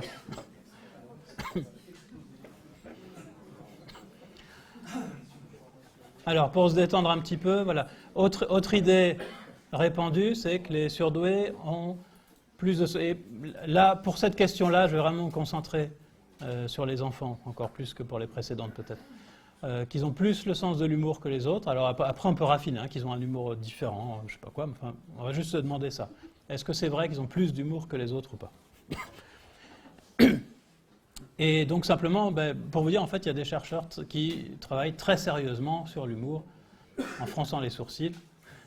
Et par exemple, il y en a un, juste pour la petite histoire, qui s'est demandé, c'est Richard Wiseman, ceux qui s'intéressent au rationalisme connaissent peut-être Richard Wiseman, un psychologue anglais, et lui, il a travaillé là-dessus pour essayer de trouver la blague la plus drôle du monde. Moi, j'étais un peu déçu, hein, je vous le dis tout de suite, mais je vous la raconte quand même, bien sûr. Donc ce qu'il a fait, c'est une grande enquête, les gens devaient donner des blagues et noter les blagues, et puis voilà, celle qui est ressortie, c'est celle-ci. C'est l'histoire d'un homme en voyage avec un ami, à lui, et tout se passe bien, ils sont en vacances, c'est formidable, et tout à coup, son ami tombe par terre, apparemment mort. Alors le type est paniqué, il prend son téléphone, il appelle les secours, et il dit, c'est horrible, mon ami est tombé par terre, là, il est mort, et il est complètement paniqué, et du coup, du côté des secours, quelqu'un lui répond, du calme, surtout. D'abord, restez calme. La première chose qu'on va faire, c'est vérifier qu'il est bien mort. Et là, on entend un coup de feu. Et le type reprend le téléphone et dit « Ça y est, maintenant il est mort. Alors, qu'est-ce qu'on fait ?» Voilà, c'est celle-ci qui a gagné. Ah non, l'humour anglais, c'est vachement bien. Ah, tous ceux qui voulaient bien aller sur le site, mais c'était en anglais. Alors, on n'y est pour rien. Voilà, donc sur cette histoire de l'humour, en fait, j'ai trouvé assez peu de choses. Donc je vais vous dire ça tout de suite. J'ai trouvé assez peu de choses, mais ce que j'ai trouvé, ça porte sur les enfants. Et en fait, on connaît le développement, je ne vais pas le décrire parce que du coup, l'heure tourne, sur le développement normal de l'humour chez les enfants, on le connaît. Et puis, il y a des étapes qui se mettent en place. Et vous allez voir qu'en fait, ce qu'on a trouvé dans les quelques études que j'ai pu trouver, c'est simplement une avance par rapport aux autres enfants. C'est-à-dire qu'à un certain âge, où ça a été étudié, vers 7-9 ans essentiellement, on trouve effectivement chez les surdoués beaucoup de traces d'un humour que d'habitude on observe qu'à 10-12 ans. Et donc, ils sont en avance. Mais je veux aussi vous montrer comment on mesure le sens de l'humour. Parce qu'en fait, il y a plusieurs manières de mesurer ça, et selon ce qu'on mesure, d'une part, on ne trouve pas nécessairement la même chose, et d'autre part, c'est très important, il y a plein de manières de mesurer le sens de l'humour où l'intelligence est évidemment mesurée aussi, parce qu'elle intervient assez directement. Voilà, vous allez voir sur les derniers exemples. Mais juste pour la petite histoire, les premiers psychologues qui ont voulu travailler sur le sens de l'humour ont eu comme idée, pour mesurer le sens de l'humour, de chronométrer le temps que les gens passaient à rigoler chaque jour. Ce qui est quand même assez rudimentaire comme mesure. Mais pour vous montrer qu'il y a des tests, des questionnaires assez différents, voilà, on utilise des questionnaires comme celui-ci, par exemple. Alors vous remplissez ça, Et vous dites si oui ou non les gens semblent remarquer quand vous faites de l'humour ou pas, si vous racontez bien les histoires drôles, et ça vous donne un score. Alors évidemment, ça, quand on le mesure comme ça, ce qu'on observe, ce qu'on obtient, c'est un score de, si on veut, sens de l'humour auto-perçu, quoi, en quelque sorte. Hein. Voilà. Il y a des tests plus fins qui séparent différentes catégories, différents facteurs dans ce que peut être le sens de l'humour. Et donc, par exemple, voici dans un des questionnaires, le questionnaire de Zweibach, 3 exemples qui renvoient à 3 facteurs différents. Voilà, par exemple, est-ce que vous riez souvent, qui mesure la sensibilité à l'humour, et ça, ce serait un des facteurs dans sa théorie du sens de l'humour. Le deuxième, ça mesure l'attitude vis-à-vis des situations, c'est marqué en dessous. Et puis, le plaisir ressenti à la surprise, en quelque sorte. Donc vous avez une drôle de question, comme ça, je préfère suivre des règles précises dans mon travail, qui a l'air très bizarre, voilà. Mais en fait, c'est pour mesurer ça. Est-ce que vous aimez le changement? Est-ce que vous aimez les surprises? Et c'est censé être un des facteurs qui intervient dans le sens de l'humour. Là, voilà, on est sur des questionnaires. C'est pas évident que l'intelligence intervient là-dedans. Mais on fait aussi d'autres choses, notamment avec les enfants. Et c'est là qu'il y a un gros progrès entre 9 et 10-12 ans, par exemple. C'est que chez les enfants les plus jeunes, en fait, même quand ils sont capables de comprendre des blagues, souvent ils ne sont pas capables de comprendre pourquoi c'est drôle, ou d'expliquer en tout cas pourquoi c'est drôle. Donc on pourrait par exemple vous demander pourquoi est-ce que ça c'est drôle. Et ce serait un test de sens de l'humour. Donc ici vous avez... J'ai changé, mais voilà, sur Internet ça circule avec plein de figures. Et donc, par exemple, voilà, ça pourrait être un test. On vous dit, vous avez ça, expliquez pourquoi c'est drôle. Et il faut répondre quelque chose comme, on a un exemple de ce qu'on est censé dénoncer. Voilà. Et c'est pour ça que c'est drôle, parce que ça se mord la queue, si on veut. Il y a d'autres tests de sens de l'humour qui font encore plus intervenir l'intelligence. Et là, c'est même assez net. C'est des questions où il faut répondre à des devinettes. Donc ça, par exemple, c'est pour les enfants. Quel meuble est étudié en cours de mathématiques? Voilà, les tables. Et si vous ne trouvez pas, il y a 3 indices, mais là c'est Mensa, donc vous n'avez pas besoin. D'habitude, je montre les indices.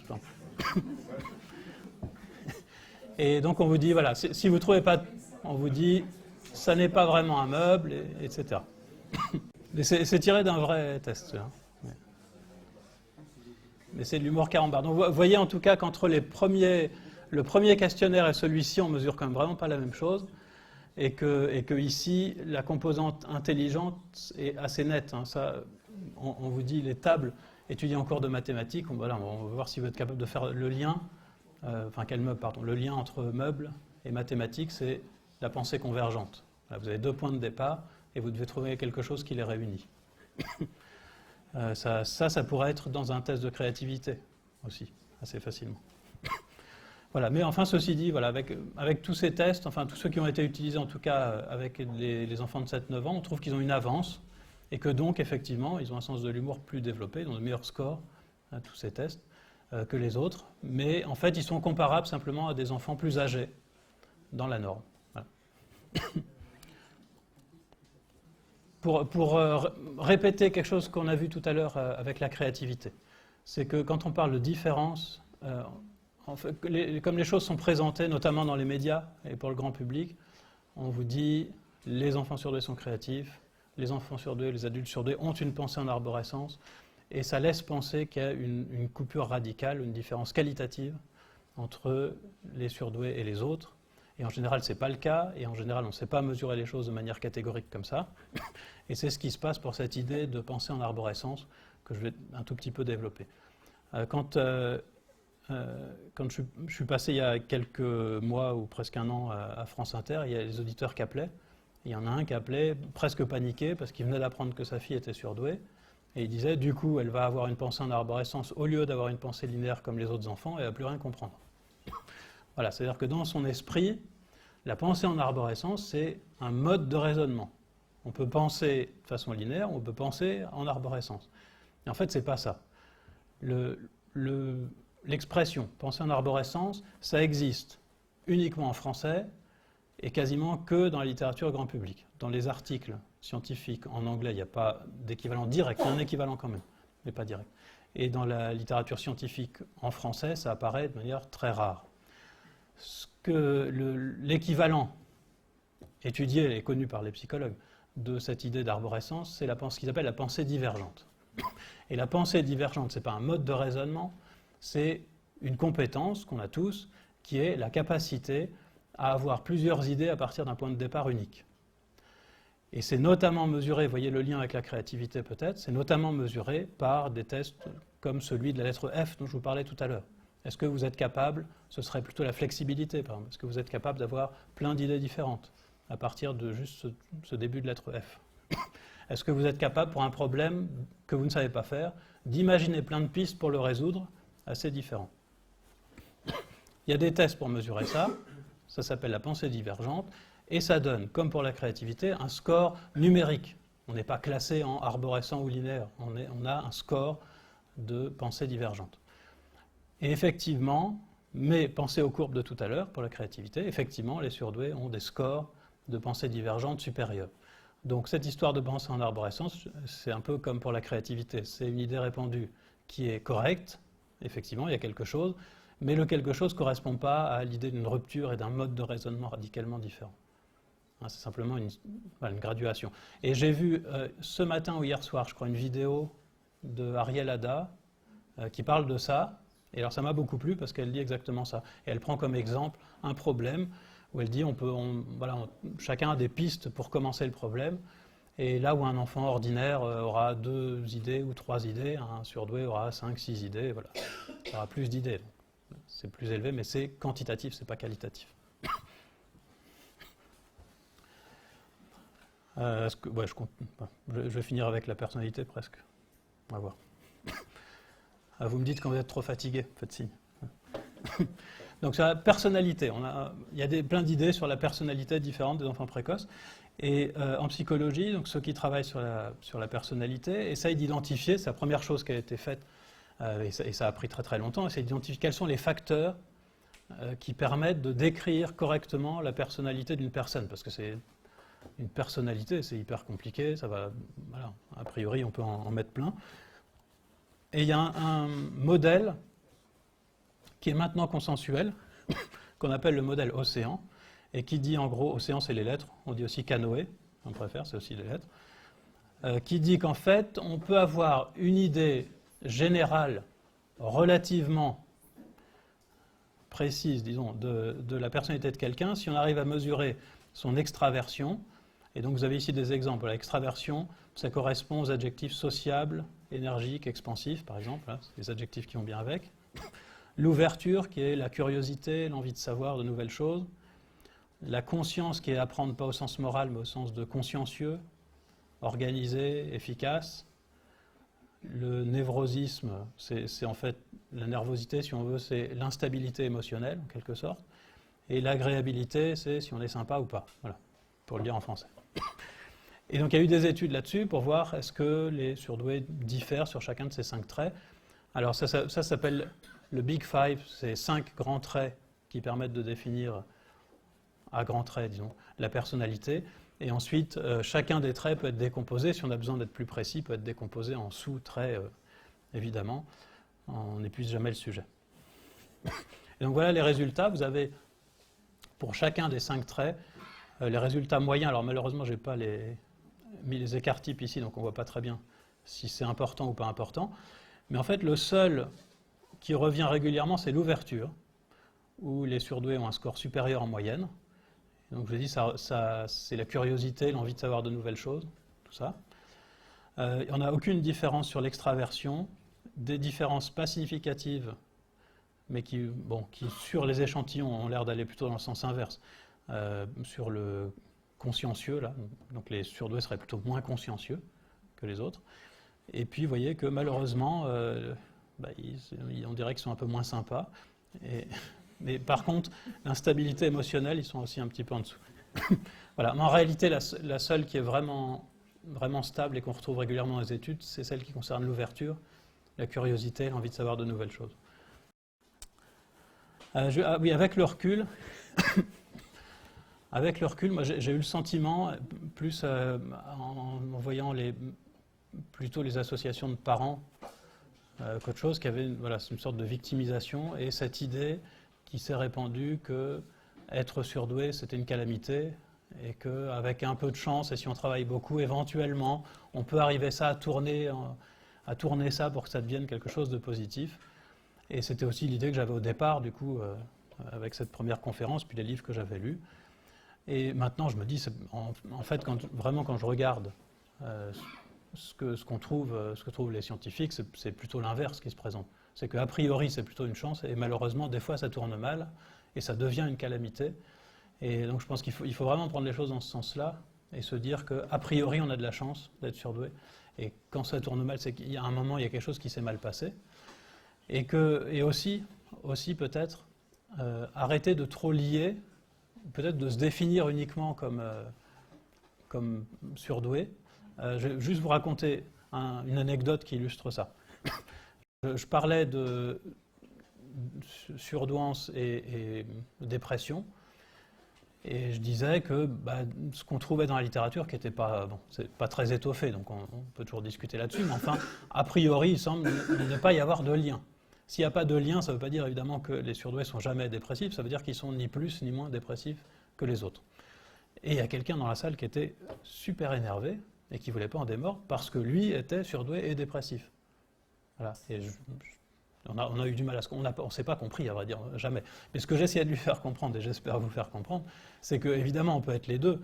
Simplement, si les deux ne sont pas liés statistiquement, c'est probablement qu'il s'agit de deux choses sans corrélation. Il est surdoué, ok, et il est aussi dépressif, ok.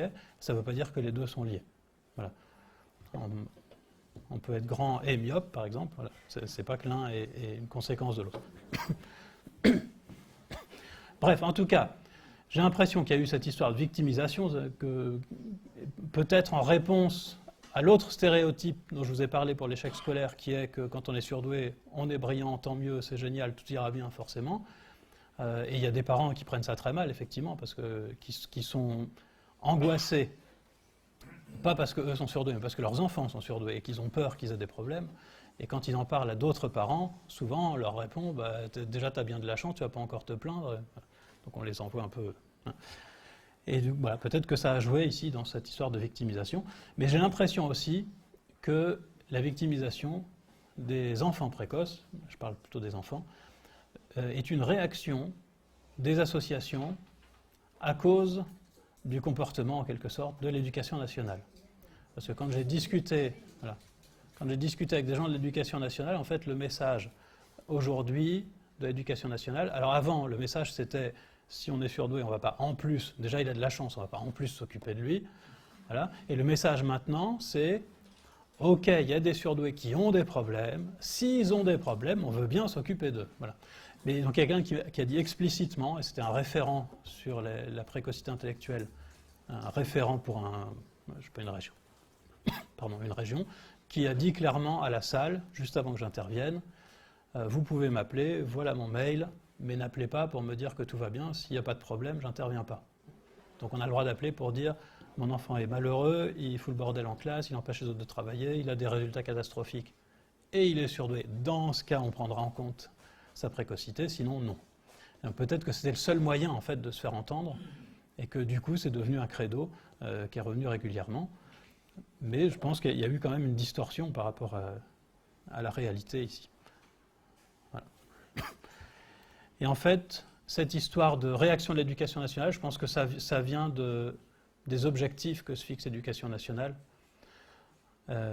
Et moi, j'en ai discuté aussi avec des collègues qui m'ont en fait, il y a peut-être deux manières de voir le but de l'école. À quoi ça sert? Qu'est-ce que c'est que l'école? Et dans certains pays, on se dit que le but de l'école, soit pour des raisons d'humanité, si on veut, soit pour des raisons sociales, on se dit le but de l'école, c'est que chaque élève puisse donner le meilleur de soi-même. Et dans ce cas, évidemment, il faut s'occuper des enfants précoces.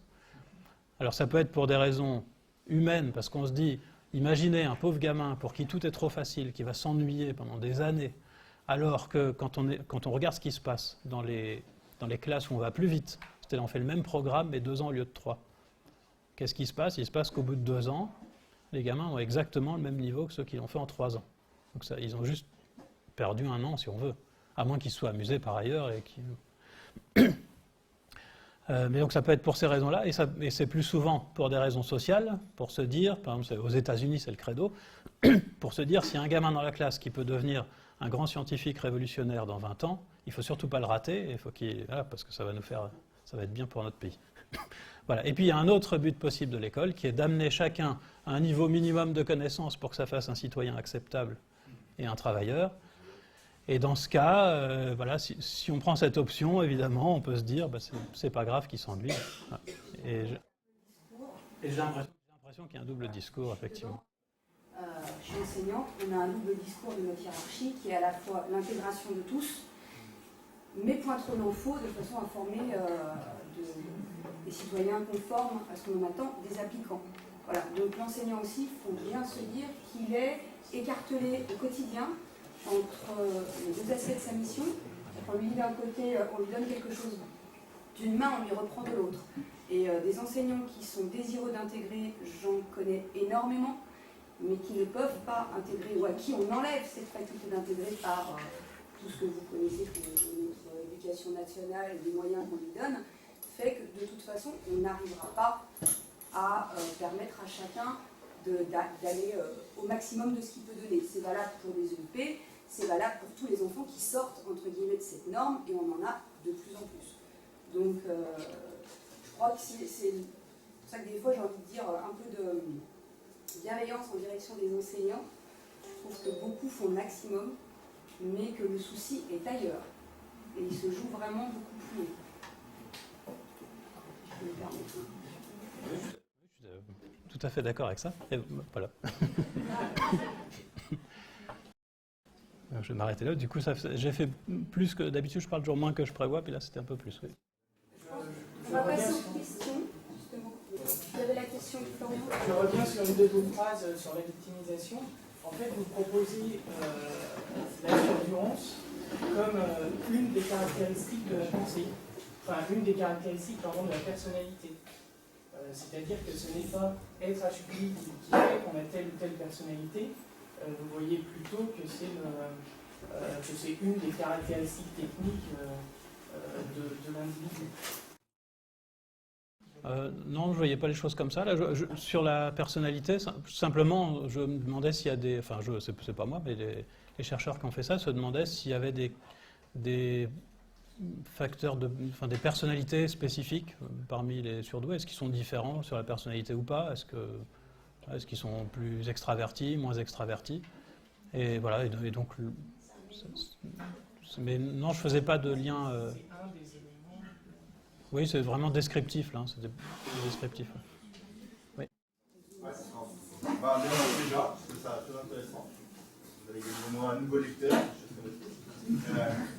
Non, du coup, vous avez touché plein d'études, donc je vais vous poser quelques questions, juste par oui, par non, si vous pouvez répondre. Concernant le lien, justement, non, parce que voilà. C'est un test, mais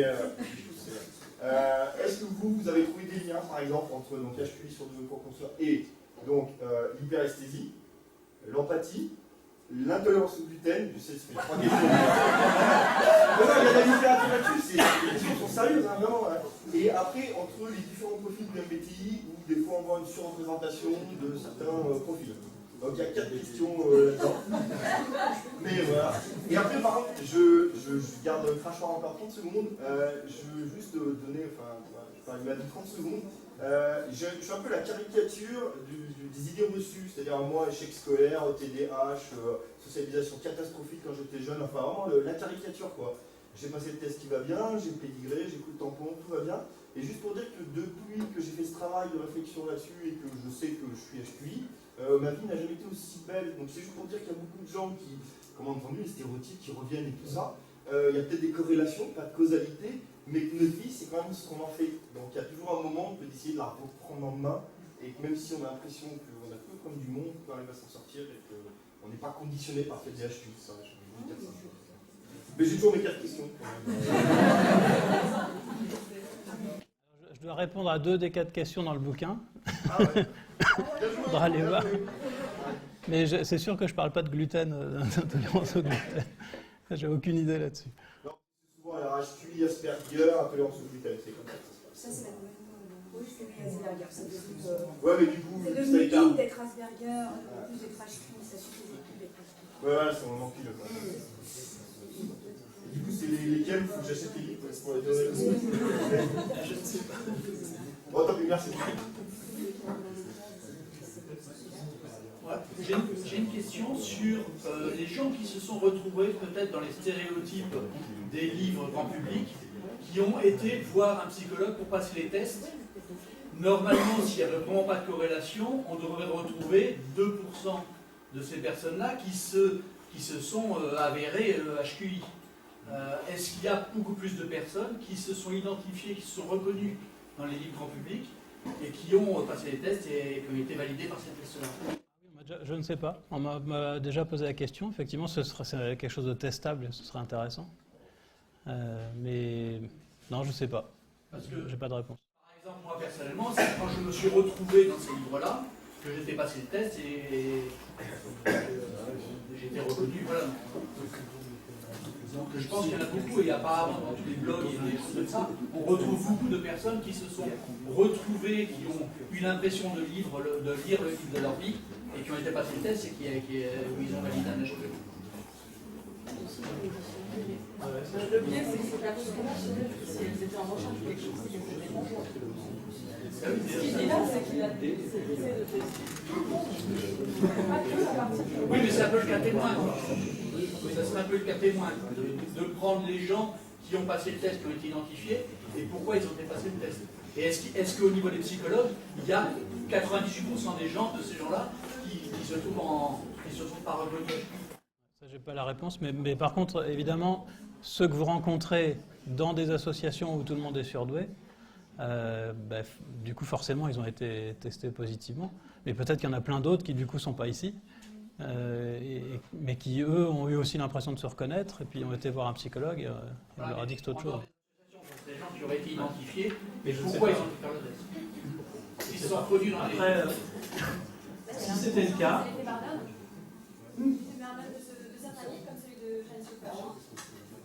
personnes se sont reconnues dans le bouquin et sans les passer des tests et n'avaient pas acuité supérieure à 130. Moi, je me suis pas retrouvée totalement dans le bouquin. Je l'ai lu plus pour mon ex-petite amie, qui lui, par ailleurs, est HQ. Et ben, j'ai été testée et pourtant, acuité supérieure à 130. Voilà. Et moi, j'ai eu l'effet de la même chose, de lire ce type de livre pour comprendre mieux ce qu'était un HQI en ne me reconnaissant absolument pas, peu dans le portrait. Et après le test, reprendre le même livre et bizarrement trouver que je remplissais toutes les conditions. Étonnant la force du conditionnement quand même. Hein. Fait penser à ces tests qu'on fait dans les magazines où quand on a décidé qu'on allait coller à l'image, on y colle coûte que coûte. Donc je suis un peu plus mesurée quant à ces livres grand public. Voilà. Pour donner une idée, il semble que les tests que les gens passent à Mensa, ils réussissent une fois sur deux. Enfin, il y a 50% de réussite. Donc on est très loin du 2% de la population. Après, on peut aussi aller passer un test parce qu'on se reconnaît dans une partie des tests. Pour ceux qui se reconnaissent dans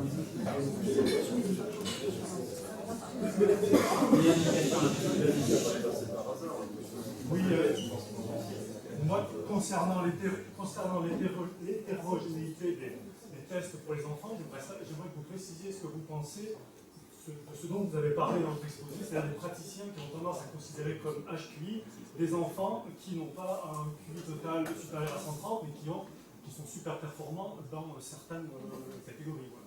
Moi, c'est le cas pour... Là, disons, de mon point de vue, c'est problématique pour la recherche d'utiliser des définitions comme ça parce qu'elles ne sont pas assez carrées, si on veut.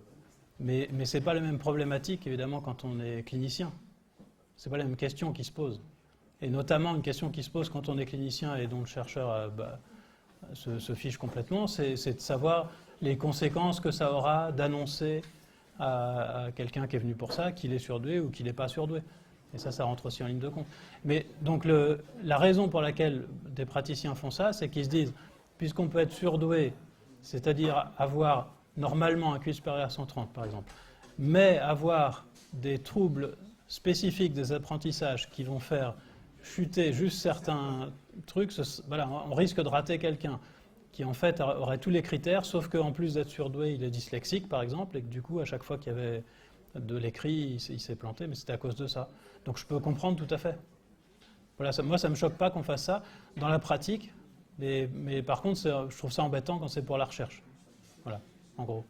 C'est-à-dire qu'en repassant le test éventuellement, on pourrait, avec l'apprentissage, avec la résolution des problèmes type dyslexie qu'il faut rétablir un vrai score. A priori, oui. Ouais. Et aussi, le spécialisé, ça peut le faire, ça, il arrive à corriger le résultat du QI. Vous avez d'autres questions? Ouais.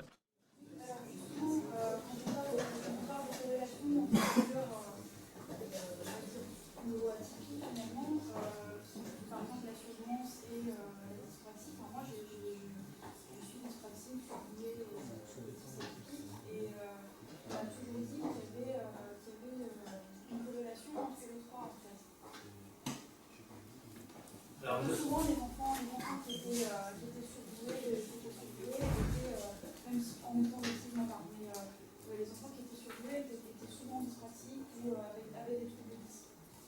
En fait, dans les enquêtes, c'est pas ça qui est trouvé. Dans les enquêtes, ce qui est trouvé, c'est pour les dyslexiques, par exemple dyscalculiques, et je crois aussi pour dyspraxiques, c'est que le pourcentage de dyslexiques, par exemple, chez les surdoués est le même que dans la population générale. Ce qui est très étonnant, en fait, parce que les gens qui travaillaient là-dessus avant se disaient si on est surdoué, on ne peut pas être dyslexique, on ne peut pas à la fois avoir des capacités d'apprentissage énormes et un trouble des apprentissages. Et en fait, si.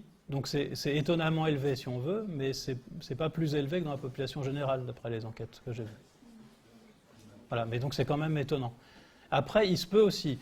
Je vous parle là toujours en général, et quand je trouve pas de lien, je vous dis c'est que ça doit être indépendant. En fait, ce n'est pas forcément le cas. Il peut n'y avoir aucun lien, et donc je vais prendre juste un exemple. Il se pourrait très bien que les surdoués soient ni plus ni moins anxieux que les autres, et que pourtant, il y a un lien de causalité qui pourrait être du type certains sont anxieux parce qu'ils se sentent différents comme surdoués, et donc c'est bien lié de manière causale, et d'autres arrivent à retourner ça au contraire, et en font un avantage, du coup ils sont moins anxieux que les autres, et avec les plus anxieux et les moins anxieux, ça se compense et ça fait le même résultat au final. Voilà, ça c'est possible, et c'est quelque chose, je crois, qui n'a pas été testé, mais qu'on peut tester en regardant simplement si les valeurs d'anxiété sont plus dispersées chez les surdoués que chez les autres. Ce ne serait pas absurde. Moi, si j'imagine, je vous parlais tout à l'heure des gens de grande taille, par exemple, voilà, c'est pareil, ils sont décalés, ils font des associations parce que certains se sentent mal adaptés, parce que tout le monde les regarde, parce qu'ils voient tout le monde arriver là dans le métro, par exemple. Donc ils peuvent être mal adaptés, mais d'un autre côté, ça peut aussi être un avantage. Donc peut-être que globalement, ça ne fait pas de différence et que quand même, ça a un effet. Mais un effet qui est parfois positif, parfois négatif. Donc il peut y avoir des choses comme ça.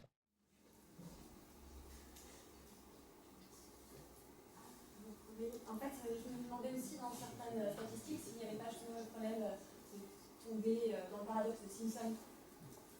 C'est quoi ça? Simpson. En fait, quand je prends certaines statistiques, il y a un facteur de confusion qui n'est pas toujours pris en compte, et ça pose totalement les chiffres, c'est-à-dire que pour la même étude, les mêmes chiffres, on peut vous donner des résultats opposés. Il se pourrait, par exemple, ce serait un exemple de paradoxe de Simpson, qu'il y a un lien positif entre le QI et l'anxiété à chaque tranche d'âge, et que pourtant, globalement, il n'y a pas de lien, ou un lien même dans le sens inverse. Et c'est des choses qui sont arrivées, c'est une sorte de paradoxe mathématique, si on veut. Et dans la pratique, c'est arrivé quelquefois qu'effectivement on découvre qu'un lien qu'on pensait avoir mis en évidence par une enquête, en fait était biaisé. Alors, j'ai plus d'exemples en tête. Il y avait quelque chose sur le lien entre le tabagisme, il me semble, et le cancer du sein chez les femmes. Et en fait, on ne trouve pas le même résultat si on prend l'ensemble de la population et si on sépare les femmes en plus de 50 ans et moins de 50 ans, ou quelque chose comme ça. Voilà, je ne suis pas sûr que ce soit exactement cet exemple. Mais donc ça arrive de temps en temps. Mais ça, ce n'est pas du tout spécifique aux surdoués. C'est dans toutes les études, il peut toujours y avoir ça. Et donc après, c'est à celui qui a une idée d'un facteur de confusion de le proposer puis de le tester. Ouais.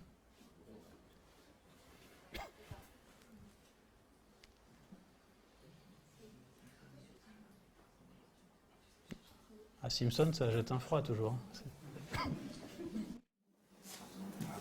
Je ne sais pas si c'est lié à ça. Tout à l'heure, en fait, aussi l'idée de confusion statistique, il y a le fameux effet Dunning-Kruger assez récemment qui démontre qu'en fait les surefficients se perçoivent comme sous-efficients. Donc en fait, on a fait passer un grand test en fait, à un panel de personnes. Avant de leur remettre leurs résultats, on leur a demandé comment ils se situaient dans l'échelle. Ceux qui sont avérés avoir raté complètement le test s'estimaient vraiment dans le top en fait, et ceux qui avaient réussi le test s'estimaient vraiment entre nous ou même dans les bas de l'échelle. C'était totalement inversé par rapport à leur résultat. En fait, c'est pas ça le résultat était faussé parce que les gens qui faisaient passer le test étaient eux-mêmes trop sûrs de. Enfin, ils étaient trop sûrs en fait, des résultats qu'ils allaient obtenir en fait. Donc du coup, il y a un décalage entre le résultat obtenu. En tout cas, il y a une possibilité, il y a le facteur humain en fait. Sur l'effet Dunning-Kruger, en fait, ça c'est la version qui est passée dans le public, mais là, quand on va regarder vraiment l'article, c'est pas ça. Dans l'article, ce qu'ils disent, c'est que plus on est fort, plus on est efficient, moins on se surestime. Mais quand on regarde la courbe, donc l'efficacité, en fait, je ne sais pas si tout le monde a compris ce qu'ils faisaient là, mais c'est une expérience où on a fait faire des tests à des gens et ensuite on leur demande d'estimer s'ils ont bien réussi le test ou pas. Voilà. Et quand on représente en abscisse la vraie note qu'ils ont eue, donc s'ils ont réussi le test ou pas, et on leur donne ce qu'ils pensent de leurs résultats, on observe une droite qui monte, donc ça veut dire que plus on est fort, plus on pense avoir réussi, mais ceux qui sont très bas s'estiment à peu près dans la moyenne, et ceux qui sont très hauts s'estiment un peu moins que ce qu'ils ont vraiment fait. Mais ils ne s'estiment pas mauvais, ils s'estiment meilleurs que ne s'estiment ceux qui ont raté. Donc on a quand même une idée de ce qu'on fait. Il y a une corrélation positive entre les deux, voilà, mais ça fait pas, c'est pas l'identité, c'est un truc plus bas.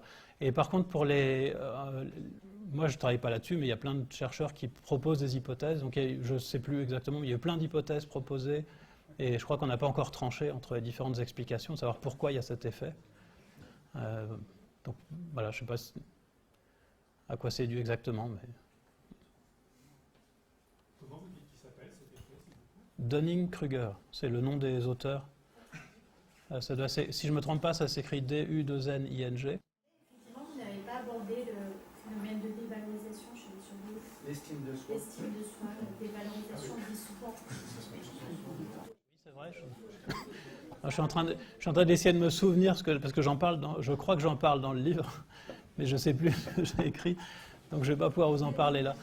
Je ne sais plus, mais j'avais regardé. Ouais.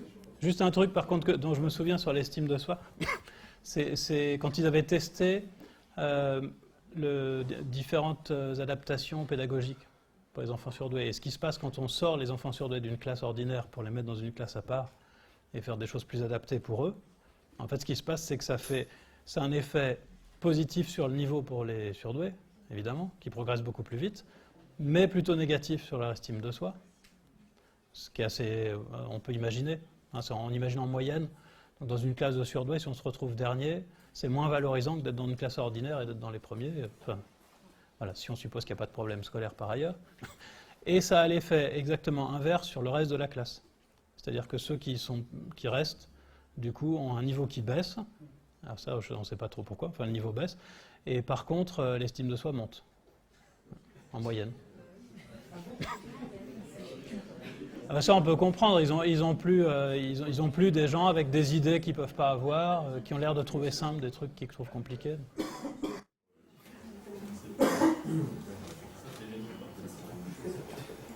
Alors, on dit qu'au pays des aveugles, les borgnes sont rois. Hein. C'est ça, pour la première partie. Oui, voilà, c'est vrai. Oui, voilà, c'est vrai. C'est ça une image. Ouais. L'image que prennent les chercheurs, c'est petit poisson, grand bassin, ils disent. C'est pour dire que quand on est petit, on a l'impression que les choses sont grandes. Et donc on se compare, disons qu'on se compare à l'environnement, quoi. Voilà. sais pas si c'est très parlant en fait, maintenant que j'y pense.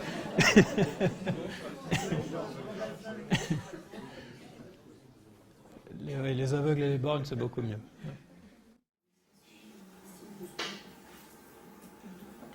Je ne retrouve pas clairement estime de soi, d'appréciation, plus stress, dépression. Bon, alors ce sera pour le Je pense suivant. qu'il va falloir. Mais parfois, il y a plein d'autres choses. Même des matières. Un peu de référence,